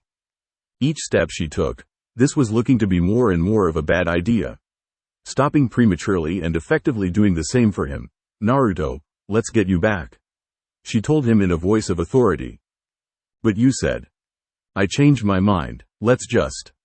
Once more, for what seemed like the millionth time, words died down in her throat when a crown of crimson peeked out the corner of the hallway they were trudging along. Her stomach most probably would have dropped a couple pounds if she were to be honest. "Tsunade. I was looking for you," chirped a lively Kushina. The redhead staggered and stumbled in her steps when she saw the little companion she was holding hands with. Tsunade had half a mind to pluck those wide eyes of hers so she wouldn't teddy up her son with those vile eyes of hers, as stupid as it sounded. "And Naruto," whispered Kushina. It seemed as if time had stood still for the pair who were staring at nothing but each other. Tsunade, being the annoyed mother she was, broke their stare-fest by pulling her child behind her legs before she tried anything funny. "What the hell do you think you're doing here, Uzumaki?" The venom laced in her voice wasn't lost at all to the redhead, who raised her hands in surrender to show her peaceful intentions. "I came to say I'm sorry." The dirty look Tsunade shot her with made her glare right back. "Really, I did," Kushina told them, tugging her kimono from behind. Naruto had to remind Tsunade that he was here too. "Ma, your grip is too tight," Naruto whispered out of Kushina's earshot. Tsunade, realizing she had held him in a painful grip, involuntarily loosed her hand up and caressed his hair softly. "I'm sorry," she apologized, seeing his pain-ridden face, feeling guilty as all hell. "Do you, by any chance, know who I am?" Tsunade's glare would have repulsed Kushina, that is, had Kushina been actually looking at her. Her attention, and her question were aimed at the blonde toddler of 8 hidden behind her legs. "I have a fair idea, yes," Naruto whispered, clutching his mother's leg with a shiver. "You do?" Kushina had half expected from Tsunade to hide all evidence of her existence from Naruto to keep him tied around her finger. Even Tsunade, whose face was the picture of indifference, was shocked and truly frightened on the inside. "You're the woman who gave birth to me, right?" Looking as if struck by acid, Kushina hadn't expected such an indifferent answer from the boy. Smiling a strained grimace, "Why yes, I'm your mother," she told him, tad bit on the hopeful side. Though, much to her confusion, Naruto only shook his head. "You just gave birth to me. My mom's right here, by my side." Tsunade's and Kushina's expression were like heaven and hell. One was looking the picture of happiness while the other looked ready to fall on the verge of despair. Before she could so much as utter a word, "I've wanted to talk to you, will you hear me out?" Clutching onto her last hopes, Kushina nodded vigorously, eager to hear him out. "I know I'm neither strong enough, nor do I have the power to fight you back, but," taking a deep breath to stop his shaking, "don't come near my ma again, much less try to hurt her. She's all that I have," he whispered forlornly. I didn't. What I am capable of may not amount to much, but if anything happens to her. Kushina's eyes went wide when a visage of her late husband hovered over his shoulder, his face the same as she had seen in countless battles in her younger years. There will be hell to pay. In the name of the forests we hold dear, I'll make sure you get dealt with, even if I have to sell my soul to the devil himself to do so. Naruto, in a sudden turn of moods, threatened her in a small voice. The last sentence shook Kushina. Even Tsunade was shaken to the very core. He had all but declared a conflict not declared since ancient times by referring himself as the heir to the forests, the Senju's pride and joy. Let's go, Mom. Tsunade let herself be pulled away without uttering a word to her son, leaving behind the redhead, who seemed no more than a shell of her former self. She guided herself to the reception's desk, checking herself out and leaving a message to be sent to Shizune and the two perverted ninjas upstairs to rendezvous with them at the Senju estates. She had hoped Kushina won't be able to locate them if they stayed at a hotel instead of their accustomed residence, but that plan had gone, how should we put it, peachy. But that had her surprised the most was quite certainly the long stretch of silence that had settled between her and Naruto. Placing her palm to cover his little head, "What's wrong, Munchkin?" she inquired, her tone turning as gentle and caring as it possibly could. Much to her surprise, she got no answer. Instead his head dipped further down in shame to the point where his hair were shadowing his eyes to the fullest. Knowing something was up, she stopped abruptly and pulled her little one to a jerky stop. Bending on her knees, she flicked his forehead playfully, forcing him to let out a yelp. "Come on now, spill it." "I'm sorry, Mom." Tsunade blinked. "Sorry." She titled her head in honest confusion. "For what?" "For using your name and status like that. It wasn't my place to." Placing her finger on his lips to stop his babbling, she smiled knowingly. "It's not my status and power you just used, Naruto," she told him, her tone firm and wise. As expected, she could see he was utterly lost from her words. She poked his chest for an added measure of reassurance. "That was your name you used. It was the power I've handed over to you. You are the heir to Senju, Naruto. Be careful what you use that name for the next time around. Never let your emotions get the best of you." She honestly felt like a hypocrite right now, but these were lessons she had to impart onto him to make him realize the true weight of the name he had to carry now. "Toddlers grow really fast," she lamented inwardly. "That doesn't change what I did though," he whispered woefully. She hummed, agreeing with him on that point, though the pride in her eyes could be seen by any passerby looking at the mother-son couple. "Does it feel wrong?" she asked. "Huh?" Giggling at his reply. "What you did back there, does it feel wrong?" she asked, gauging him intently for a reply. That would tell her if her teachings over the years really had come to fruition or not. Falling silent for a moment, finally, Naruto shook his head in negative. "Oh," Tsunade drawled, amused. "How so?" "She hurt you. I'd do the same thing 1,000 times over, Ma." Tsunade's lips stretched widely. She hauled him up in her arms and coddled his nose with her own, eliciting happy laughs from her bundle of life. "Then you did nothing wrong," she told him. "Nothing is truly right or wrong in life, Naruto. The only thing we can hope to achieve is to live a life without regrets. So if you don't regret your decision, everything's fine." She recited sagely, making Naruto frown. "But I was greedy. You said being greedy was wrong." His counter-argument made her eyebrows shoot up in surprise. Leave it to her son's sharp mind to recite her own words to argue with her. Greed is misunderstood by most people too, at least to an extent. She settled his hips snugly on her arm, quite aware of the shadowing presence looming behind them and eavesdropping on their conversation. But the presence was familiar. Most importantly, it was non-hostile.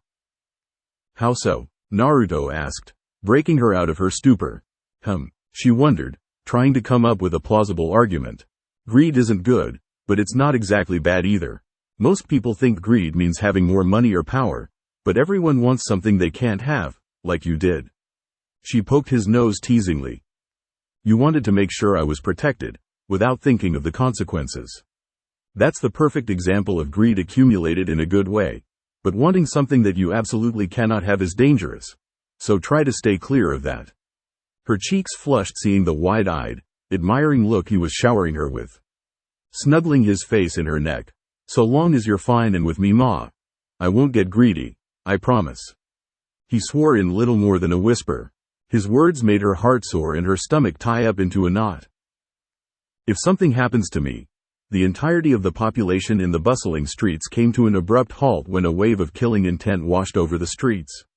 Sensing the center of its source, Tsunade was shocked to realize she was holding it in her arms. Naruto looked at her, his eyes crimson and slitted.